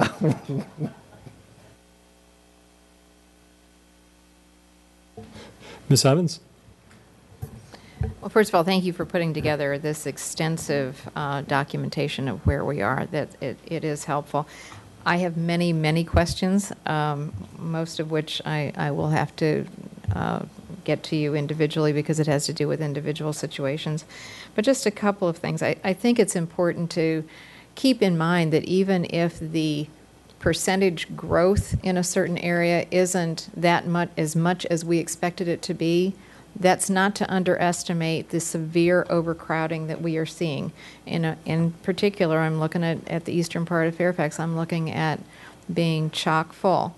In Glen Forest, we're looking at over 1,000 students now, and you're projecting 1,322 in 5 years, and that's going to be a crisis situation. Stewart's already at capacity, and Glasgow is. So I'm a little concerned that I'm not seeing either Glasgow or Stewart in the yellow, because that's we're there, and so why is that not in the yellow? I'll ask that question first, and then I have another. I can. Well, at this point, neither school even has a temporary building yet. we're about to. We're looking at working on space in Stewart. So that's why, I mean, Stewart, there's not much I can do till we have the building rezoned because it's locked down from an FAR and zoning perspective. But we do have proposals for both Glasgow and Stewart here. They're just not within, a 2-year window, but they are within a 5-year window. So what do Both we do in the schools. meantime at a school like that where there's no solution, but they're already beyond? Well, with Stewart? Yeah. Well, I mean, they're similar to, we have numerous high schools that are far more crowded than Stewart. And typically what you do is you capture space inside, which is what we're doing. I'm sure that they'll have a trailer or two while we're working through the zoning process. And then you would have, the addition would be in a bond. I see. Okay. Yeah. That's what we actually have a proposal for Stewart in here already, and we have a proposal for Glasgow as well for a modular. For a modular, Yes. right, down the road. And I know there's room at least at Glasgow for a trailer. Tell me about the capacity. I'm looking at these figures, the program capacity figures. I'm watching them change. Glasgow, in one of the previous ones, was at about 1,500, and now program capacity is listed at 1,665. How did that program capacity change? Well, it's the way that they had the room that they would have used under the design capacity, but now so they could have been using it for pull-out, it wasn't counted as a core, but now they're using the rooms as we intended them to use. So when you see capacity increase out of school, because program is different than design. I understand, which is why I'm thinking because the programs at Glasgow have not changed. So I'm trying to that's how understand they're how actually program using the capacity space. changes. So we don't penalize. When I count program capacity, I don't say, hey, you know what, you've got a classroom that you're now using for pull-out that is not used for capacity. I mean, we don't punish them for that. We just drop so we'll take their capacity down. I mean, I'll check into Glasgow and see exactly what's going on there. Okay. But that's usually, if you see it go up in a year, it means that they're actually using a space that was originally designed as a core room. Okay. And when we're looking at trying to find other solutions in terms of using our own buildings, our own former school sites, one of the things we've discussed in the past is going to the county and asking them for some space. And I know you know what I'm going to ask you about is the Wilston site. The school board's on record as asking for, as wanting, welcoming the return of the Wilston site to the school system to use for elementary school space. Can you give me an update on where that is and a little bit about where we stand on that? Well, yeah, I can. I have not made any additional requests or had any conversations regarding seeking that individual property because of the fact when we were talking about utilizing existing sites, we were talking about utilizing existing property that's under our control and that we still have. That parcel had been transferred to the county as just like the ISA property, I believe, has. When we don't have a use, the practices in the past, it's my understanding that if we're not using them, we give them back to the county. Well, that means it's currently in the county's arsenal, if you will, in their quiver. What we were talking about in this respect, in this presentation, were about properties that we still were either utilizing or maintaining some possession of. For example, Virginia Hills, for example, Dunloring, for example, if someone wanted to go down the road to the old Graham Road facility, even Clifton Elementary. We still have those, albeit some are mothballed, and that was our reference point. Certainly it could be kicked up a notch. I can tell you that and it has been made public, not by anybody in this room, but that there were conversations that we were in with the county on looking at another parcel to address growing concerns, again, the long view, in the long future, if the trends and the need for growth and capacity in around Glen Forest, there was a development that was articulated by the supervisor of that area to include a amount of land to address those needs for school use. And that's pretty much all I know about it. Okay. If we were going to ask for any particular county property, what would be typically the process for that? That's a good question. You know, a lot of times it usually is from elected official to elected official reaching out and having a conversation. I know that we have had many of similar conversations when we were looking at a solution for Bailey's. I'm just thankful that we were able to find a solution and deal with the overcrowding issue that we had there in the past. Okay. And just one more question. If you could, you're about 5 minutes in now. So. Okay. You all have mentioned the need for public input on all of these issues. What for the public, and I know the public's watching this very, very closely in all of our districts. What will be the public process on any one of these individual things? I understand that people can come and testify at the CIP, but on any one of these individual things, how can the community weigh in? Well, that's an excellent question. The process that has been done in the past has usually been in terms of any kind of outreach. The CIP process is the staff's facility capital process, okay? But in many instances, when there's such a larger initiative underfoot, there have been outreach that's been developed in accordance either with the DCCO office, but also with organizations and groups. I know that one was done with FPAC prior to me coming here, and that was a perfect use of one of the committees to garner and elicit input in an unobtrusive way to truly elicit the feedback from the community and then codify and incorporate a recommendation from that. I would look at some of these as being done, my recommendation, if you were to ask, to be done in that same vein. I have not had in-depth conversations with FPAC. In fact, they've been chomping at the bits to get this information while we were putting it together to get it for this review. There's a discussion about the appropriateness of the timing of when, because this is the beginning of a conversation that they're being exposed to as well. So I think that would be a conversation we could definitely have and develop how that kind of outreach would be done. But that would be my recommendation. Thank you. Okay, thank you, Ms. Evans. Ms. Strauss, and if you can try to keep your initial round to 5 minutes or less, then we'll have go-backs as we have time available. Sure. First of all, I think this is very appropriate to kind of stop. I mean, as you had said before, Mr. Plattenberg, this is an opportunity for us to, we have a lot of things already that are on the table, that are funded, and that are going to be funded. But then for us to stop, take note, and look around, because there's so many changes around us dealing with what decisions parents make. And obviously, on the one hand, I chuckle, we look at big data to see if it'll help us to better predict what human decisions are going to be made, and that's always a little dangerous. But a couple, just a couple of issues. What's going to happen with our economy? What's the job growth? What's the transportation situation? Telecommuting, how many kids are people going to have? We know the younger millennial parents, they're putting off home buying, putting off getting married, putting off having kids, what that's going to do to all of us.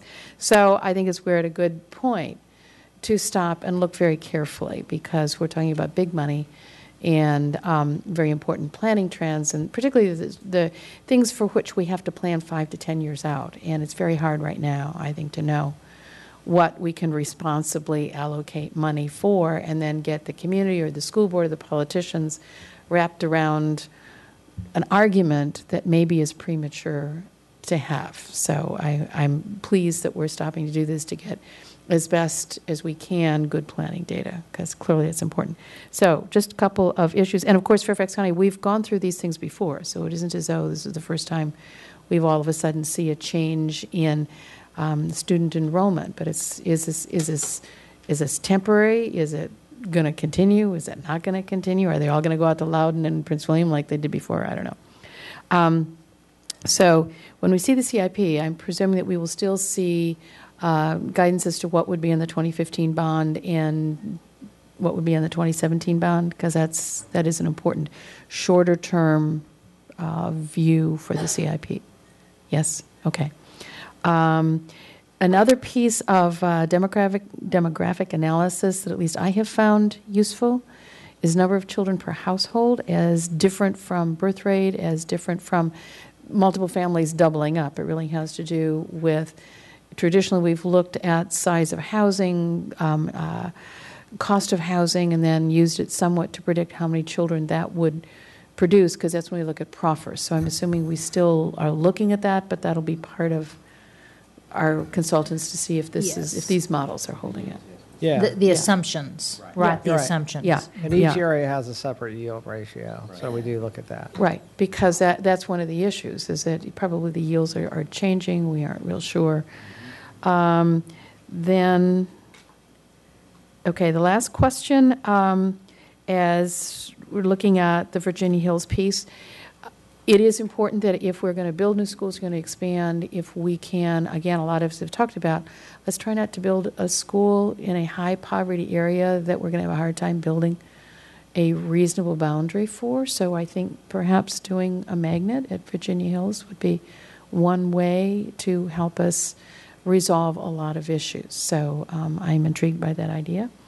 And then my other question is, when we were looking at the impact of the expansion at Fort Belvoir and the military bases, I am assuming that we're seeing as the population increases, is that the continued result of the changes in employment and the military bases in that area? Well, it's also the BRAC consolidation. That's what I'm saying, yeah, Yes, BRAC, yes, right, you're right, correct. that is. And I guess sort of the big question is, what we were told, our projections, because there were lots of differing opinions as to the impact of BRAC, and understanding we are getting more BRAC, is what I hear. Are we, in other words, that there may be more consolidation coming in that area? I guess my question is, are projections kind of turning out to what we sort of thought was going to come with it? Because we were always concerned that we were going to see more children as a result of this than what the federal government initially projected. I'm just curious. Mr. Stork probably knows. I'm not 100% sure about what you said about the forecast versus reality. In the original BRAC, there was a forecast of number of students, and frankly, I think it was practically zero. It was absurd. But that was because the people involved wanted it to be zero. Frankly, I'm sorry to say it that way, but I don't know the specific outcome. I know because of the housing changes at Fort Belvoir, we particularly have seen increased enrollment there, and that's obviously part of the reason for the new elementary school there. But I think overall it's higher. But I think it would be great to answer that question, Jenny. And I've not specifically I don't know what that answer is. Yeah, but because it would, as again we are projecting. I've got the data from the original BRAC projections. If you all need that, so yeah. Because it's kind of like we won that conversation. Yes, it produced Yeah, more we children actually with- have, the new elementary will provide sufficient capacity for a significant amount of time. And in fact, my concern is not necessarily at the elementary level. It's more at the middle and the high school level, the impact there. Okay, all right. Anyway, thank you. This is very informative, and I think it's a commendable path to start going down. Thank you. Mr. Lateef? Thank you. Just a quick question. I'm basically speaking more as a Langley High School student than I am as a student representative. But according to the growth heat maps that we saw earlier, the Langley Pyramid has lost 2.4% over the last 4 years. But with Langley's upcoming renovation, we're projected to have an increase in capacity.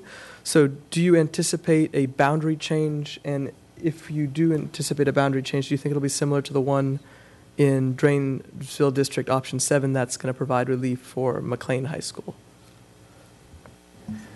Yeah, that's a really good observation. So what would be the number one school of kids you wouldn't want to come into Langley? Probably McLean, right? So It's not exactly. I'm going at it more. Do we anticipate this is because it's obviously going to start a huge debate in the community. Good observation. yeah, that is a good observation. Again, that's another one I'll wait till that 4 to 5 year mark. But yeah, I would think, but we're not talking a tremendous number of kids. I think that we had 100 students, which is about 25 per grade level, roughly. And beyond that, we had an addition for McLean High School. So, yeah. And do you anticipate that happening after renovation? Yeah, all of this would be post the renovation. Sure. And just to add, part of the renovation at Langley is that Langley has the smallest square foot per student anyway. And so that even if we weren't going to put any more students into Langley, it needs to be expanded because there just isn't enough space for the current kids. Thank you, Ms. Lateef and Mr. Felkoff. And I don't have any other, okay, now I'm getting some hands. Okay, all right. Thank you, Mr. Stork. So I think something I'll be looking forward to either in this CIP or next year's CIP is to turn those yellow ones into an actual proposed schedule. Am I on track that is sort of a goal for us? Well, I would certainly like that. So, Mr. Plattenberg, I had a conversation offline with you about this, but buried in all of this is the school on the hill in Clifton. And, you know, there's not a lot of growth. The school has some, we've decided that because it's not growing, right, and there's difficulty getting the buses up the road, it doesn't make a lot of sense to bus kids in. But I had a crazy thought, as you know, which was, what if we had an easement or some kind of way of getting to the school from Compton Road? Because I don't think I don't think it would be as steep. Would that give us the ability to actually expand that school and widen the boundary and deal with some of the issues in some of the other areas around there? Well, you know, it would gain a different path of access that would be very complicated and extremely excruciating painful when you look at easement of existing property owners' parcel for the purpose of acquisition and egress patterns for a public entity. And getting into land takes or in that kind of situation are not things that I really pine for. But that being said, it would not enhance the capacity ability of Clifton Elementary, because that school would require a number of rezoning issues, which would require, if we were to not use it for its existing capacity, we would have to provide accommodations beyond what currently are provided for or could be provided for in terms of water, et cetera. So when we've looked at the recommissioning, repurposing of that facility, it has been always stated that if we did it from the size of what it is existing, to reutilize it for the purpose that it had previously.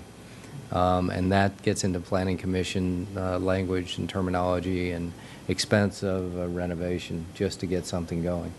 So it's a very complex question, and I don't think it would allow for expansion, but certainly if it doesn't have any students in it and students were to go back in it, it would provide opportunities elsewhere in that region.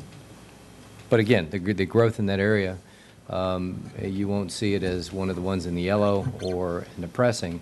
It's, well, we need to keep looking at this into the future to see exactly if that is going to come to fruition as a viable option. Okay, thank you. Another question I have has to do with the Virginia Hills site, and are we looking at opportunities? I think this might have been alluded to by Ms. Strauss, maybe, of not just building a school here, but something that has wraparound services. You know, really sort of a joint county. We call it community schools. The name Yes. has been used before. Right. Is that a potential thing in the cards here, Well, particularly for this site? I don't think, no, Virginia Hills is limited from a zoning perspective. So the idea that if you look at the precise proposal, we had a number of students from Groveton and then Rose Hill. The magnet was capped at 200 students. You may be able to build it in to the facility, but right now we have it programmed with the magnet spaces built in. So we actually looked at the Bailey's program. There was a dance studio, an art room, a science room that you don't typically construct in elementary schools. So that would be something to discuss.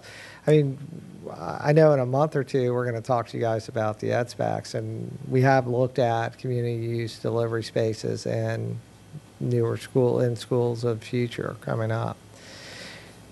Okay, now I'd like to make a final observation as a compliment. One of the things I've noticed about this discussion is we're not just looking at this in terms of renovating schools and boundary changes and all of that, but we're thinking, is there a prerequisite to doing those things? And the presentation that we had about projections is really realizing that there's a prerequisite step that has to be done. So I just want to compliment everybody in the school system for thinking this way, and that now there is at least two, because a year and a half ago, Dr. Garza, we came to you and we said, some of us said, we want to change assessments in the school system. Yeah, you can go off and start changing the assessments, but again, what happened in response to that wasn't to just run off and do that, but to think, what's the end goal, which led to the portrait of a graduate. So I just wanted to give credit to you and your staff for really thinking comprehensively about how to go about making change, because I think it's it's really a good thing. Thank you. Thank you, Mr. Velkoff. We have Ms. Reed, Mr. Moon, and Ms. Schultz. Thank you. I love all this information, all these charts. These graphs are very, very helpful. There's so much information that, at least for me, seeing it visually like this is quite helpful. And I especially love the one where you showed, what did you call it? Not the hot spots, but where you showed by the gradation by color. Heat map, yes. So kudos. I think that this is a real step forward in terms of bringing the data alive, really, and making it more useful to us. One question you asked was whether or not we concurred with the yellow items, and for me, in terms of Providence District, they're all things that we have discussed and I very much support. So thank you very much. And there's nothing new there. I know, these are things that have been talked about for a while, at least the ones in the short term. A question I had, though, is regarding some of the trends now that we're seeing. And you can't help but then compare it to what we currently are seeing in our CIP. And Mr. Lateef just so eloquently just went right there. I was so happy to hear it. And, and I just, as an example, where we have Langley receiving the renovation, but yet, it's the declining enrollment, or whether it begs the question, our elementary schools are leveling off, but yet we need more capacity in high schools. So again, I'm just wondering how we're going to reconcile that, or at what point will we say to the community, okay, what we have right now is what we're going with, but at some point we're going to say, okay, we're going to be using our new information and things may change, right? Dr. Garza, would you like to handle that one? Well, and I asked the team to weigh in too, but I think sometime later this spring, I think we'll be in a position to say, okay, this is our new information, this is what our analysis, this is what our experts brought to bear. Then step back and say, well, how might this affect then our new information affect our long-term decisions? And I think to your point, the additional high school, right, down the road, I mean, we have to, if we start to see, at some point you would think the elementary trends being what they are, how that might affect eventually middle school and high school, do we have confidence that we'll still need, that high school down the road? And I don't have an answer to that, but I think that goes to Mrs. Reed's point about, how might this affect our long-term strategy? So I think sometime this late spring, we'll have good numbers.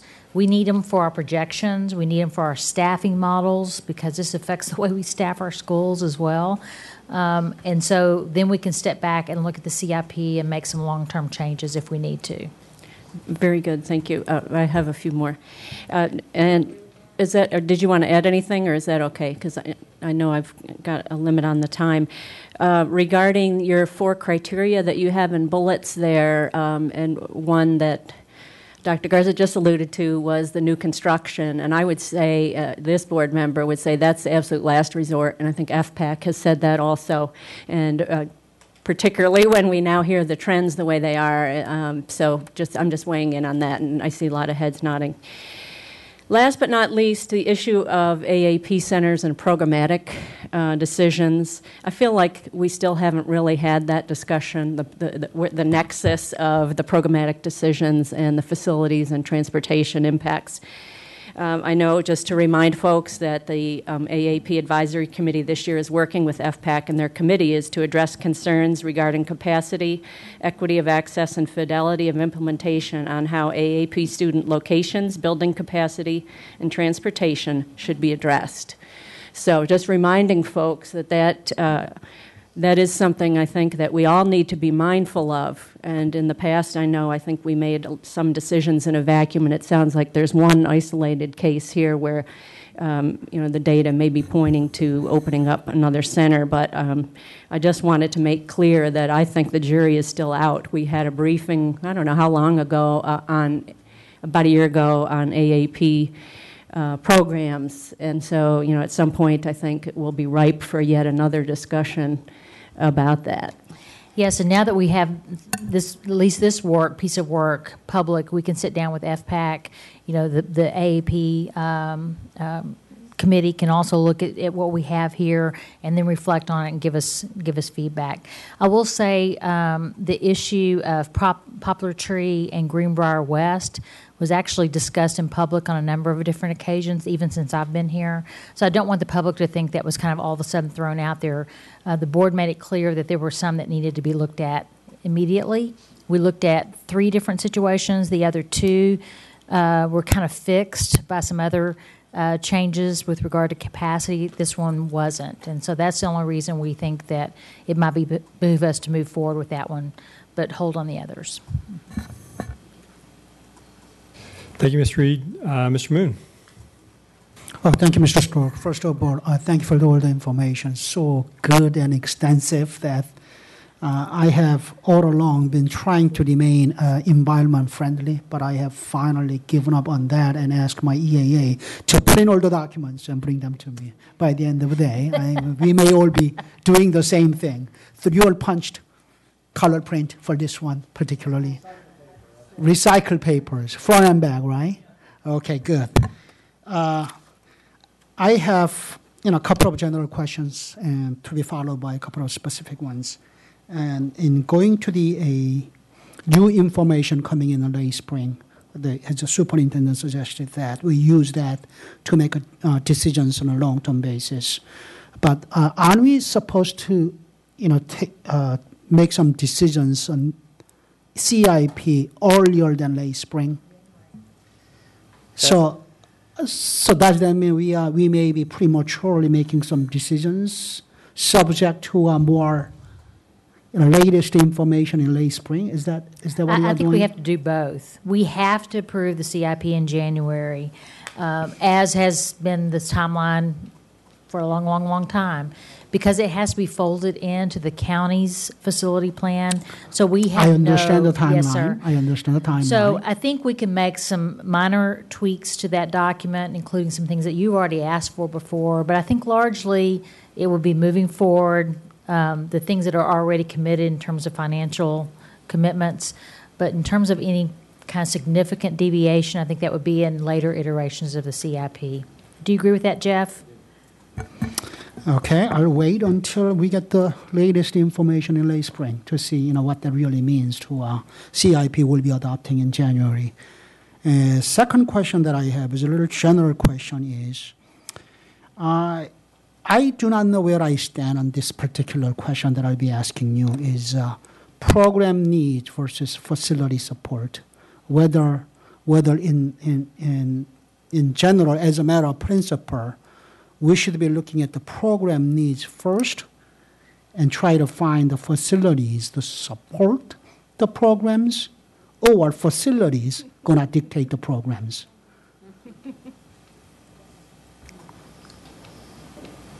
Okay, when you say programs, you do not mean the ed specs, do you? I want to be clear. It could be ed specs, it could be AAP, it could be magnet programs, it could be anything.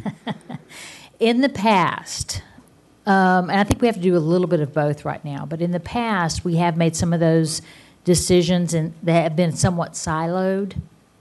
So we have programmatic decisions being made over here, facilities making other decisions over here, and they weren't aligned. I think we all agree with that, right? So we've stopped that practice, and we're making sure that those are one conversation. As we look at programmatic changes, you have to also contemplate what are the capacity. Does the capacity of a current facility meet those long-term programmatic needs? So to me, they're one conversation, and we can't make appropriate decisions around programmatic decisions or placements of programs without understanding the long-term capacity that exists in the current school. I understand. It should be one conversation as opposed to two silos. Right.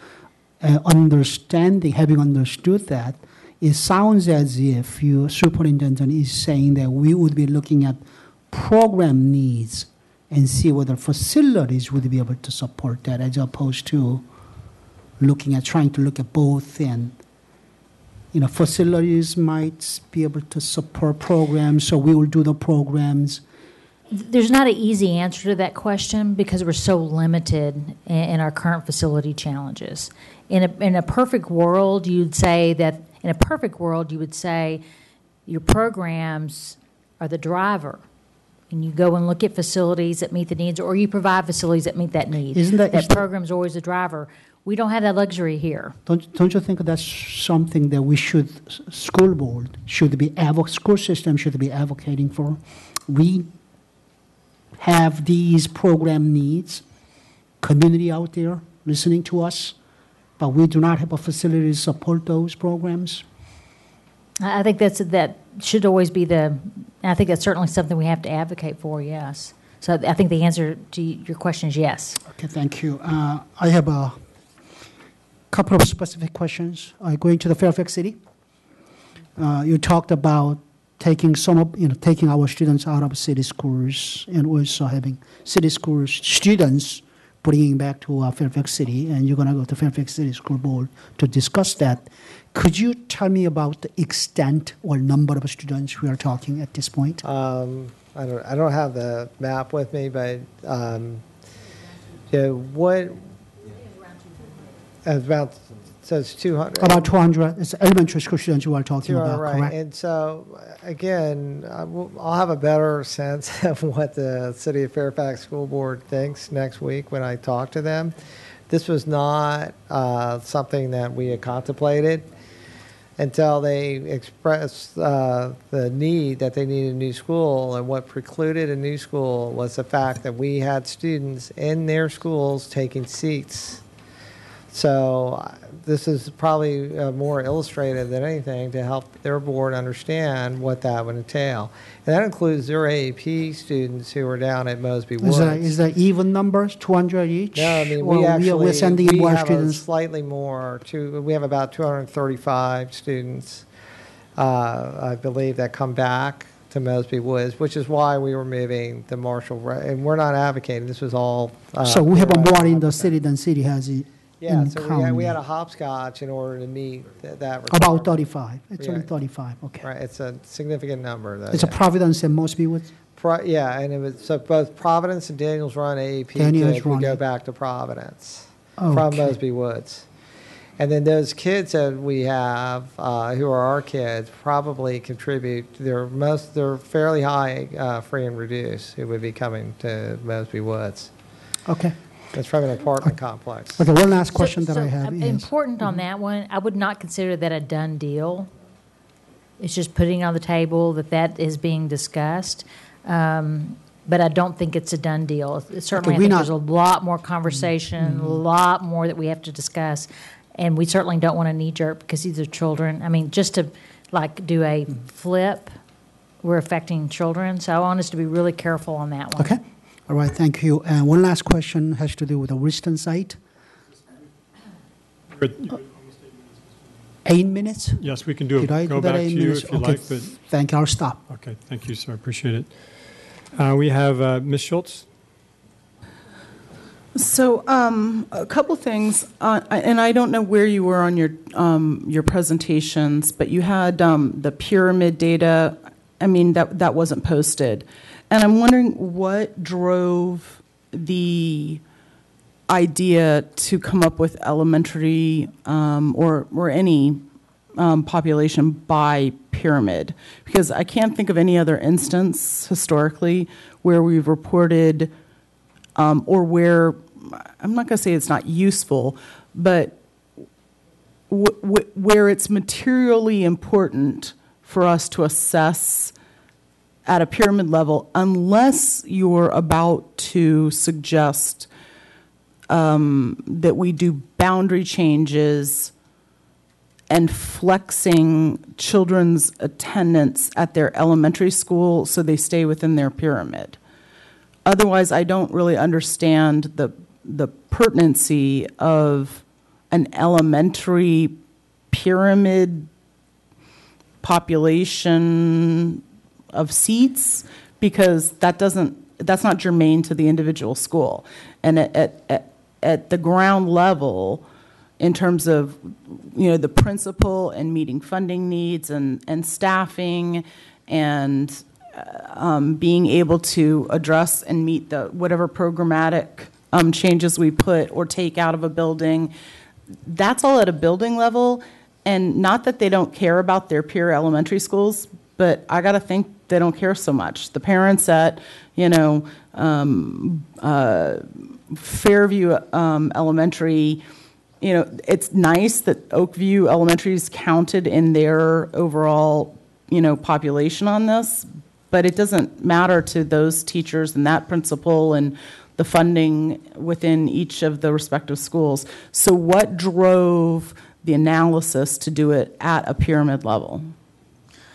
We're actually trying to show everything by pyramid right now, because we found in the conversations with school board members that when we looked at it by magisterial district, it got so complicated because we have so many split feeders. Some of you remember those conversations. We said we've got to stop doing that by magisterial board member or district and let you all bring to bear what you know about which ones are, how much is in your district. So we said we've got to start looking at this at the pyramid level because it makes easier for people to follow, number one. And the reason we started doing this analysis is we're starting to see some trends where growth is slowing at the elementary level. And so we wanted to see what did that look like at the county-wide level and so I asked Kevin to go ahead and show it to you all, although it was very short and we haven't finished all of it because we really think that our experts are going to bring this to bear later this spring. But I thought it was very interesting looking at the trends. I do think so that was the only thing, looking at trends. It's interesting. I want to bring to bear the context of what that may mean, because, for example, we'll take Bailey's. Bailey's capacity in relation to the other elementary schools within its pyramid is irrelevant to the other schools, and the other schools' capacity is irrelevant to them. So at a pyramid level, while it's looking at it through a different lens, again, it doesn't get to what's germane to, you know, the class sizes in a building, to the resources available to a teacher, to the staffing funding formulas available to a principal, to the administration of space and programs by a regional assistant superintendent. So I don't really understand necessarily the roll-up, because we don't hear from people that say my pyramid's elementary population is declining, or my pyramid's elementary schools are not meeting my child's needs. It's my school, my teacher, my principal. So I just want us to think about of attributing data to decisions and the correlation of the meaningfulness of that data. I mean, I understand maybe at a macro level, seeing a map, it kind of, you know, having heat sensors in certain areas helps, but I don't see, unless we're down at the school level, you know, if the projections are that we're 42 students short, then all of a sudden a principal's got to get rid of a staff member. If they're 93 students over, then they're scrambling. And August is like, you know, holy hell is raining down upon them, and they're trying to meet the needs. So it is at that discrete level that I'm hoping the next conversation that we have is more of a focus. So I don't know if you have anything to say to that. I tend to ask questions instead of pontificate, but I think we agree with you, Ms. Schultz. I think that chart was really just to show where the growth has been within the county and decisions, and we're not looking at that to make any decisions and provide solutions. It was just to show where did the growth happen within the county. And so those are actually actual numbers, and not relative to what was the projection, what was over and under. So it was really just to show it graphically where the growth has happened. And then I want to attach to something that Dr. Garza was bringing up, which was that question of the GT centers and what we're going to do, and a conversation Ms. Smith and I had with the senior staff about Greenbrier West, which doesn't solve Greenbrier East's problems, doesn't solve long-term problems. It just moves a problem that, I hope projections fulfill. I want to point out, Rocky Run is a good example. Something like 60% of the population is bused into the GT Center that doesn't live within the school boundary, and we're going to spend $11 million, so we're committing to that philosophy going forward. And the question is how do we attribute the dollars wisely as opposed to like the same model of where we are? And I didn't really see anything there about that GT model. And I know that this is something that, we went through previously. We didn't really have the information last time around. But the question is, are we just fundamentally going to go to a level where we're going to have level 4 centers more robustly? Are we going to have a level 5? What are we going to do? And the transportation costs and everything else. And then the last thing is, and I'll highlight something that my colleague, Mr. Velkoff, mentioned. The roads in Clifton are bused by our buses every single day, including the road to Clifton Elementary. Those school buses go up and down those roads every single day and turn around in the Clifton Elementary parking lot every single day. The high school buses and the elementary buses, the secondary bus and the elementary buses. So the navigability of the road to Clifton is irrelevant because we're doing it right now anyway. And they never had a problem for the last 100 years, so it's still not a problem.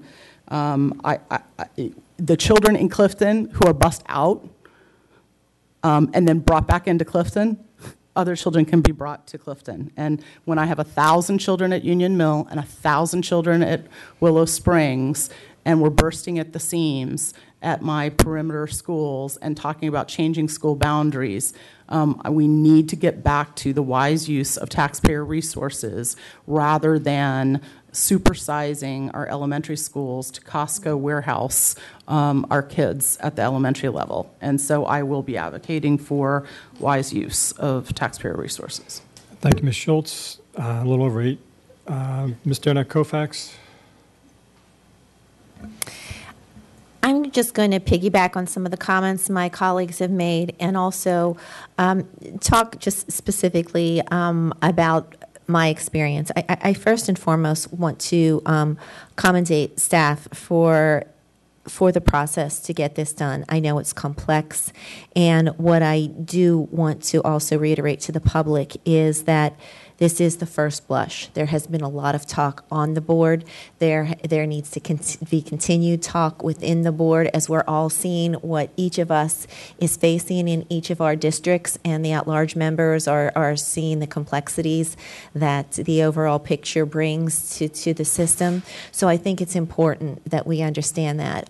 The issue of siloing has always been a big one of mine, Mr. Moon, and I think as we walked through our meeting, Mr. Stork and I talked in depth about the crosswalks that exist and need to exist as we move forward. And facility staff has been most responsive, as has instructional services. So I think we need to continue to move in that direction at a countywide level. But I just wanted to chime in on that from my perspective. I have been hearing from the AAP community, and thank you, Ms. Reed, for reading the charge between AAP and FPAC and how they're to work together, and I think that's important. I think those are the types of things that we need to work on, and that's an example of a non-siloed approach. That's the perfect example of that, and where we get to that. And that was basically it. Kudos to staff for where we are. The broad conversation has begun. It will continue. We will have more board comments and more community outreach as we move forward, and let's not get siloed, because we're on a very good path not to do that. Wow, 2 minutes. Thank you very much. Ms. McLaughlin, and I don't have anybody else on the list, so I don't know if Ms. Hines or Mr. McElveen, if you want to. Okay. Thank you.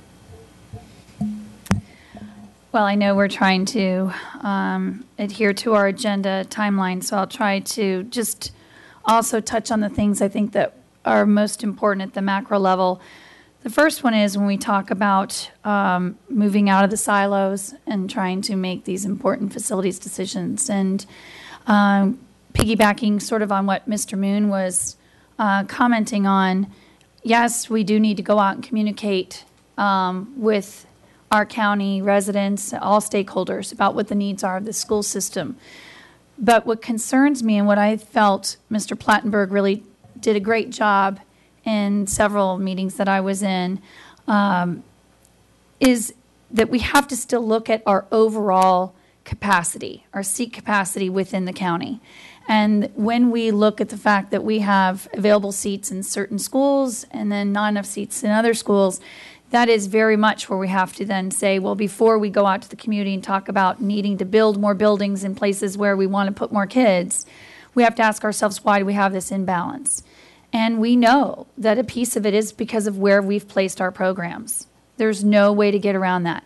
And until we have that larger policy discussion, which I do believe, if I'm heard Mr. Moon correctly, that is what the board needs to do. We have to have that work with our superintendent. And so I look at today's work session very much as our recognition of where the work is in front of us, and that it is no longer going to be a siloed approach of where do we have a facilities problem? Oh, and by the way, we still have these program things we want to do. So it's going to require some very bold discussions by this board and with our superintendent to look at best practices. And there is no getting around what Ms. Reed referenced, which is that, when we look at some of our centers and we look at the fact that some of them have now, have gotten well over capacity, do we then have to move the center to a place where we do have capacity for it? How unpleasant is that for the community? But we all have to deal with the wants versus needs. If we want and feel the need for certain programs, then we have to adjust based on the fact that within our limits, we have to utilize all of our facility space to the best of our ability before we build anything else. The second thing is that I just kind of wanted to comment because it went to an earlier point that Mr. Sneed raised. When we look at why did we have certain growth patterns, and again, not to get down into the weeds, but the Woodson pyramid growth is a prime example of we did the best we could back in the time in making some boundary decisions. And the bottom line is, and Ms. Evans can attest to this with Annandale, Annandale's now, projected to go below capacity, and Woodson's needing a modular. So, that's disappointing for someone who happens to have children and owns a home in Woodson, that we do two different boundary changes, one from Annandale, one from Fairfax High School, and now it's had growth of 10%. So, those are things where it's not that a new development came in, it's that we made some boundary shifts. And so I guess I wanted to say to Mr. Plattenberg, Mr. Sneed, I appreciate that I think you both are so committed to working with the superintendent and her leadership team to figure out how we do good work going forward. And I think this whole work session today, a lot of it has been focused on just that. So I hope you're not taking my remarks as, expressing frustration at the current leadership. It's just saying that to me is a prime example of how, thankfully, going forward, hopefully we will avoid things like that, because we created the Woodson overcrowding issue and now we got to deal with it.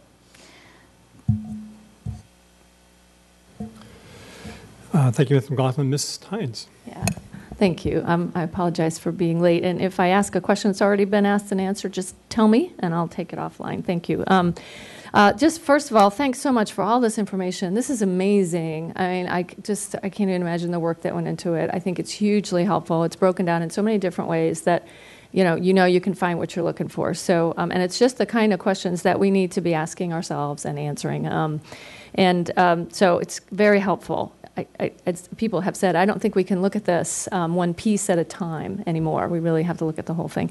So I know that we don't have the details on a lot of it, and we'll get there. One of the things I understand, we've been talking about AAP a little bit here today, and I wasn't here for the conversation, but I will say my own feeling is that AAP centers at the middle school, I think, are a great opportunity to sort of decentralize. In other words, I think that middle schools already are centers in a lot of ways. They have several elementary feeders, so they already are serving a large area. And I think the argument for putting AAP centers in many more middle schools is a very strong one. I know, for example, that I keep hearing over and over again that the parents at Thoreau would really like to have their children back at Thoreau, and that conversation has been going on for a few years. And so I'm probably going to be having conversations about that, just to see how likely that is, how soon, And if it's a facilities thing, understandable, because I know Thoreau is going through a major renovation right now, so we probably have to think about that as well. So if you wanted to make any comments on that, you can. Or yep. Go ahead. Oh, okay. Yeah, it's actually, I think we have about 16 months left till it's finished, so it would be next school year, I suppose, if you're ready to jump in. But it is our understanding that the renovation will not be completed until 2016. Correct. And so it's actually reflected in this document for board consideration today that we do think that that's a very serious and appropriate consideration once the renovation's complete. Mm-hmm. Well, good. Well, I'll follow up on that too. Just to make sure, because I know that one of the things we did this year was to provide. At least to tell the parents, we were providing a more robust level 4 program there, and in an effort to kind of ease people back into the school. So maybe that will continue to work. I had a conversation with the principal at Louise Archer, and I will probably be looking for some more details on those numbers with the switch from Marshall Road to Louise Archer. So I'll get back in touch with you guys on that. And then I just had a couple of things. I sent an email last night, and now I'm trying to find it. One of the things, it was? Okay, never mind. I guess, so the only other comment, I'll just make a comment, which is, and maybe this has already been talked about, and I apologize. The one for this morning was, but we did not address the one you'd sent regarding facilities. Thank you. I can pull it up if you need it. Right. So my question was, when we look at, and I think it's on page 2 of Appendix A, I think, when we look at sort of the difference between projected and actual enrollment this year, we are something like 700 kids fewer than we thought we were going to have, right? So, there's been conversation in parts of my district in Hunter Mill about how, very crowded classrooms, and we would like to have a couple extra staff, but we have to do that in a fair way that works for the whole system. So my question then is, from a system perspective, do we have extra room in the staffing reserve that we don't usually have at this point because of that undercounting, or not? Actually, where's my document? We're down at the elementary level. We're actually up at the middle school and high school level. In aggregate, that total is around 500 students that were down below projection. Where we're going to, and I think Kristen's prepared to talk about this, But where we've seen a greater demand on the staffing reserve has been with ESOL. We've had a significant increase in ESOL, so I know that she can talk about that more in more depth. In addition to that, starting next year, we're going to have to come up with a policy with regard to at what point are we comfortable pulling teachers out of a school, because we do have schools that did not meet their or were well below projections that are essentially overstaffed. And so we're going to have to get comfortable, I think, starting next year or in the near future, with saying within a reasonable period of time, can't happen, a month after school start, but within the first couple of weeks, we've got to be able to pull some staff back. But with regard to staffing reserve, I think we've used a lot of our staffing reserve. Is that correct, Kristen? And largely for ESOL. Yes. Oh, both of us. Dr. Fajardo, I didn't see you. Okay, thank you. That was my understanding, because we've been out at Wolf Trap talking about it, and my understanding is we're down to about 20 positions, I think, in the staffing reserve. I believe it's less than 20. Less than 20. Okay, they just keep dropping off. Right. Okay. All right. And I agree. It would be good to know, and this is the conversation that we've been having as early as possible, because that's one of the questions that parents ask is, well, if we overestimate, do we lose a teacher? And the answer is yes. But I'm hearing it's a yes, but.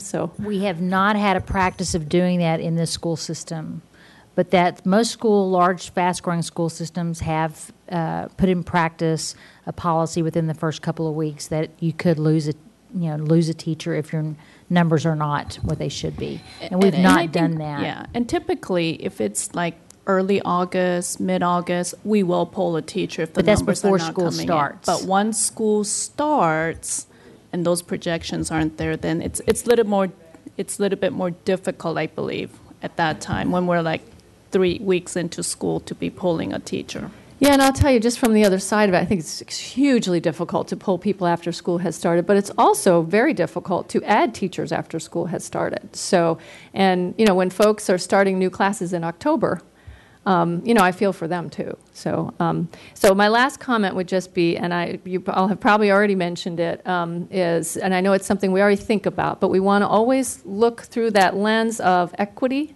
when we do everything, but particularly when we make any kind of boundary shifts, move kids around. I think we just want to make sure that we are continuing to integrate as much as possible rather than concentrating certain groups of kids even more than they already are. So, just a thought. Thank you.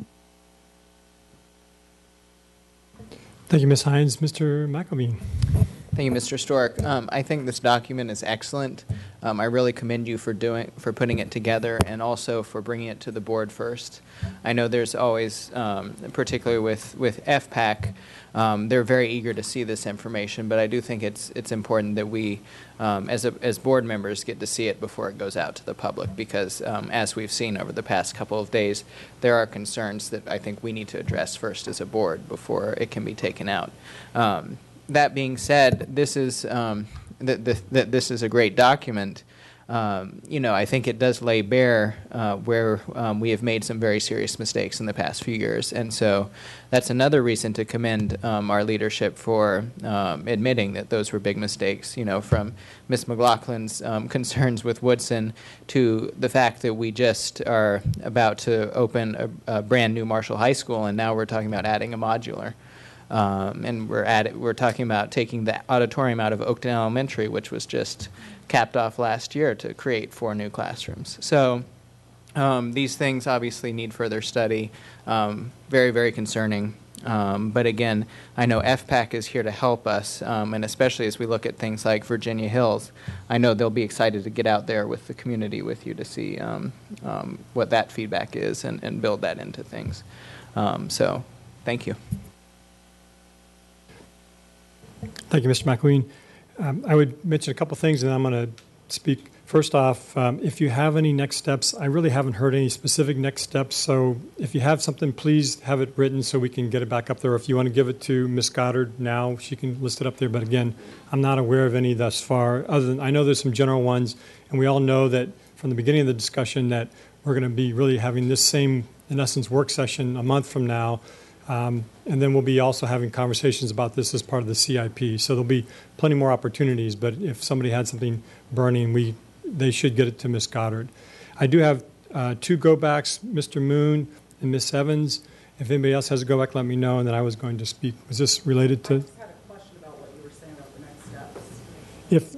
If, just what we do on the board, if there's something up there. No, just about, you had said a part about going out to the public and engaging the public on this, and is there a plan that's associated with that? And as chair of public engagement, do I get to see it, and what do you expect of us? And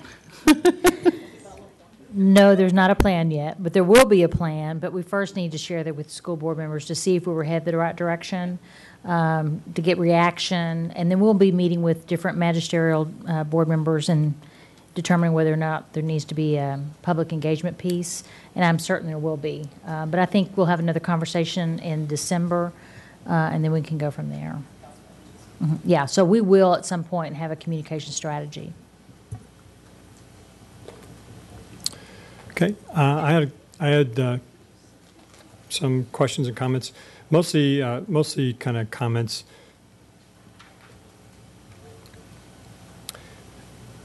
We spoke earlier, and I think most of you are aware of the Richmond Highway issues. We have actually 6 schools in the area that are being renovated right along the highway. Plus, we had money for a new elementary school, which we're talking about repurposing.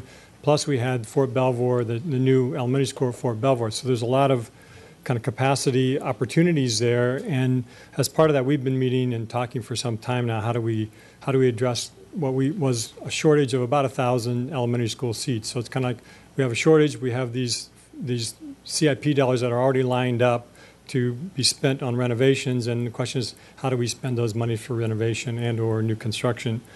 And the general conversation we've had is just what looks best for the area. And then Mr. Koufax and I have spent a fair amount of time with staff, and I know staff spent a huge amount of time looking at this and coming up with different kinds of scenarios that they believe might work best. A couple things I just wanted people to be aware of that have been part of the conversations, I would say key parts of the conversations that we've had. And I'm kind of doing this setup because I know it, and I'm hoping that it comes forward for us to move quickly to get this out to the community, because the renovation dollars that we have, actually we already started spending some with Woodlawn Elementary School is already in construction. We have teed up Bucknell, which is a small elementary school, about 300 size elementary school that definitely needs renovation, has a large plot of land to it, so it could be added on to. And then how you do that and what you put there is key. But it's queued up to have it actually the money, the construction dollars to come out. I think the first quarter or so is when that would be bid. So, and I've said clearly that I don't want to do anything until the community has had a chance to understand what all the bigger picture issues are, and they've had a chance to weigh in on how they see these things fitting together. So we need to, in my eyes, need to move this forward, mostly because we have construction dollars that are going to be slowed down if we don't have a clear idea of what we're going to be doing with these schools. But the other pieces of that, in addition to the construction money and the timing for some of that, we spent a great deal of time talking about how do we engage more parents in our local schools. Mr. Koufax in particular has been a strong advocate of a way of magnets or other kinds of programmatic changes. I know I've added some to that conversation as well. Most of that we haven't touched on today, but it's clearly, in my eyes, also central to the conversation. The other thing, which I don't think will surprise anybody, is the concern about balancing demographics as best as possible.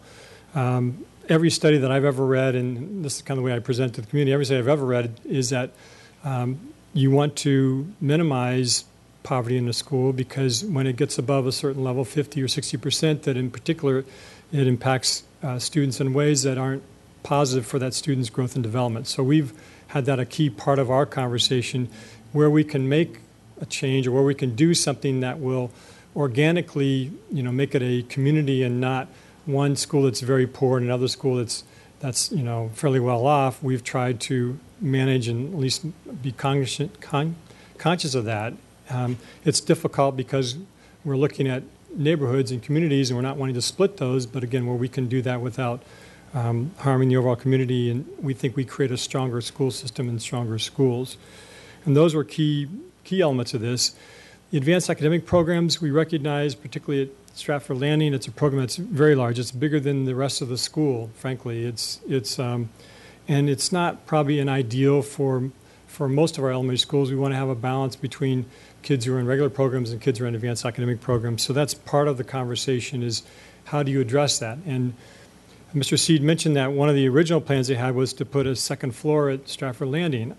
To me, that didn't make a lot of sense, because we have an opportunity to do that less expensively, and I know our CIP dollars are precious to us, as well as we had a way of, it would have just further added to the kind of over-concentration of advanced academic program students in that particular school, and we have other schools that, and we could move things a little bit closer to the community and I think achieve a similar kind of result. Having said all that, we know this mix is coming together, but an important part of it for me is to make sure that the community has a chance to weigh in on this, and my advocacy is that we do that sooner rather than later, which means I'd like to see us get out to the community.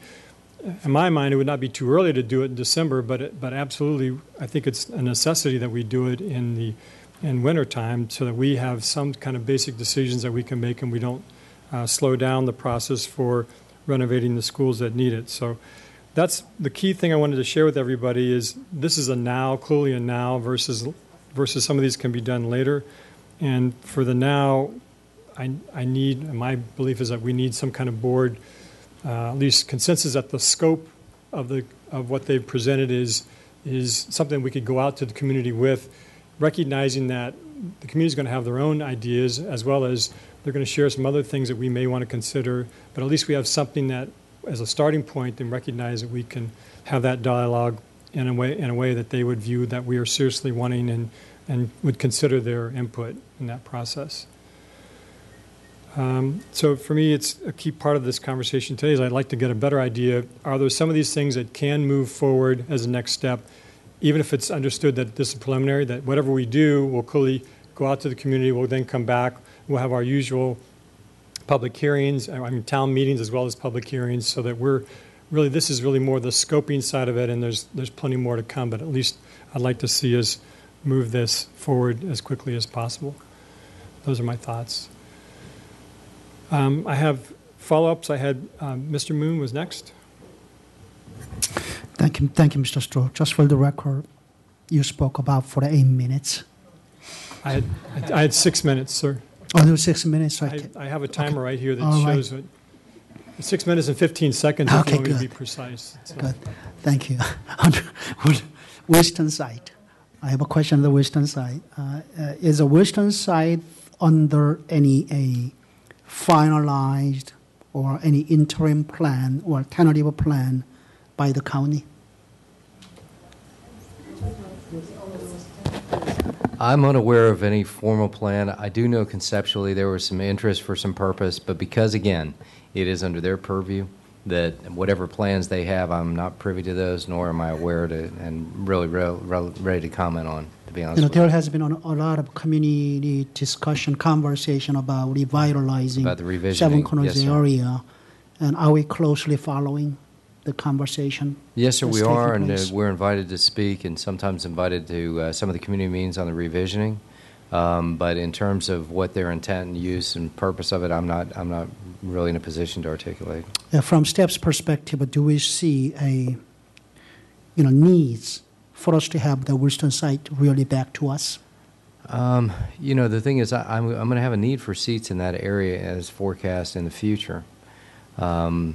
As I stated before, if this development that's been broadcast includes a site and the terms are all reasonable, which have yet to be worked out, in other words, there are a number of steps that have to take place. I need something in the future there, whether it's Wilston, whether it's this other development. My preference would be to build new, if given the opportunity as a part of a revisioning plan. However, that being said, I've shown that I can do anything when I'm asked in this regard. Okay, thank you.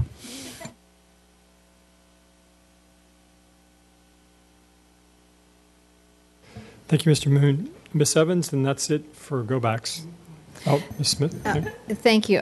Just two questions. One of the things, as I understand, is your goal for this, all of this wonderful information is for us to be more nimble in the future. Is that an accurate assumption? Well, you use the word flexible.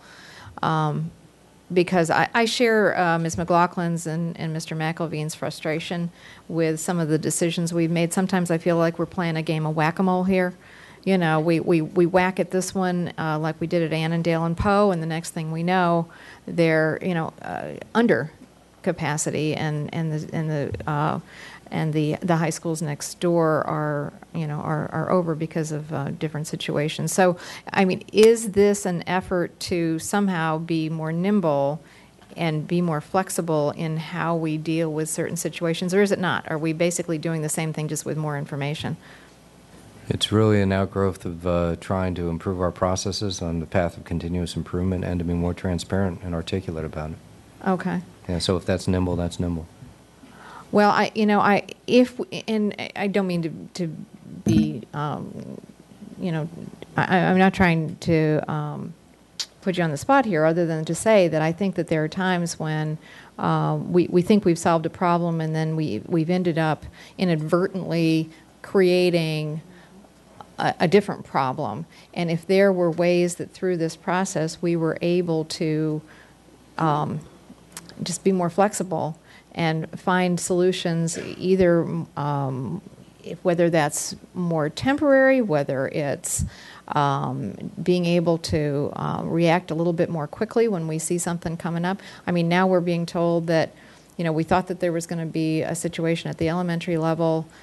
That's moderated, and that's, I think, a good thing. But at the same time, now we're seeing it at a different level. And, to the extent that we can use this process to be more flexible, I think that that's valuable. So that's, my comment on that. And then my second question is about the student yield formula. That's, for board members, you'll recall that we get, for every time there's a new development, we get a student yield, or at least the projected yield. And if you don't have the answer off the top of your head, Mr. Plattenberg, I'm fine to do it with the next steps. But I did see something that said that the new formula was in the process of being approved. Is that us? Is this FCPS that does the formula? And if so, who does it and who approves it? Yeah, those are great questions. I do believe there was a request to have this as a follow-up on a forum to talk about the yield. Okay. And for us to present. I don't know where.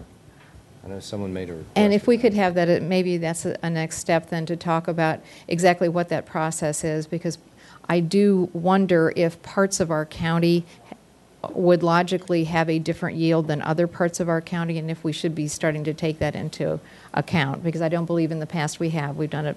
Is that correct? We have a county-wide yield, correct? For different kinds of For different locations, different types of dwelling. Okay. But all of that, we can go through it sometime in the future. I know that there's been concern about yields, and there's been articulation of it, and through the proffer process, it's part of the complex formula that we plan on continuing through, perhaps in January. I guess I would ask then, as a next step, that be Ms. Evans, Ms. Donna Koufax, maybe comment on this. I did ask the chairman to do a future presentation on the whole proffer process, which you could maybe tie into that, the yield formula. And so I don't know where that, I know that's on their list to look at and see how and if they can do that. So you might want to talk to Ms. Donna Koufax. Okay. That's fine. And then lastly, I agree with the comments made that we should have a community engagement, public engagement sooner rather than later. All right. Thank you, Ms. Evans. And perhaps that's a next step. I'm sorry? And perhaps that's a next step to... As a next step? Yeah. Community engagement, okay. And I have two more go-backs now. I have Ms. Schultz and then Ms. Donna Koufax. I just had a quick question. In anticipation of the conversation in December, what can we expect in terms of, in moving forward? What is the context of that conversation going to be, so that we're, appropriate? I mean, is it just more of this, or, what's going to happen? What's the next step? If you'll let us look at this, I was just visiting with Ms. Darnett Koufax. I think we're going to need to have a number of components of work sessions over these coming months around facilities and CIP. But initially, we were looking at the design charrette and looking at the educational specifications for December and anything else that is a follow-up to this. I know that's a lot to cover, so we'll have to see whether or not we can get it all, we can fit it all in. But those are the three things that we were contemplating for December. Is follow-up to this, the design, charrette of sorts, and then the ed specs. So all I would say is in terms of formulating that, whoever's the meeting manager and then, staff with us in advance, I think whatever work you can do and prep us in advance of that would be hugely helpful, to you and to us. So. Thank you, Ms. Schultz. And Ms. Dana Kofax. Mr. Stork, I probably am speaking more directly to you, but I just wanted to say this. I do think it's very important that we go out to the community, but I would not suggest we go out at this year, at this time. I would suggest we have at least one more follow-up to this conversation, and I don't think there'd be a lot of engagement by families in December. And I'm also hugely needing to have involvement by DECO as part of as we go out forward. So just wanted to say that to you. Thank you. And I'm saying that because I'm frustrated that it's now a year into when we should have done this. So I just don't want to lose the 20. And I know I'm speaking to the whole board, but you and I have had this conversation too. And I know we're both heading in the same direction. We're just trying to figure out what the best way to get there. And we're looking at September 2015 for some of these changes. So, and I know that people will have a lot to say about what it is we're wanting to do. So thank you. I agree. What I wanted to do, I wanted to go out there. What's my saying? I go like wrapped with a bow on top before we go out, and then have that information rather than causing undue stress within the community. I think that would be my best strategy for overall anyone wanting to go out. But I know you're most anxious, and you're the one that spoke on it. Thank you. Mm-hmm. Not hearing and seeing anybody else, I'm going to quickly ask. I didn't hear any next steps so far, other than the general ones about from Ms. Schultz about making sure we have a clear idea of what the next meeting was going to be, so we could have our input ahead of time. Anybody else? And you don't want to make the yield next step. You want to make that a foreign topic. I guess we could list as a next step, because we did talk about. Maybe Ms. Dana Kofax wants to just say whether the chairman is willing to make that part of the proffered conversation. It is.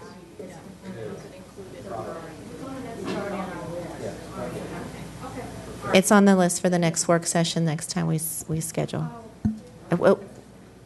Well, if it's not the next one, it's coming up. Okay.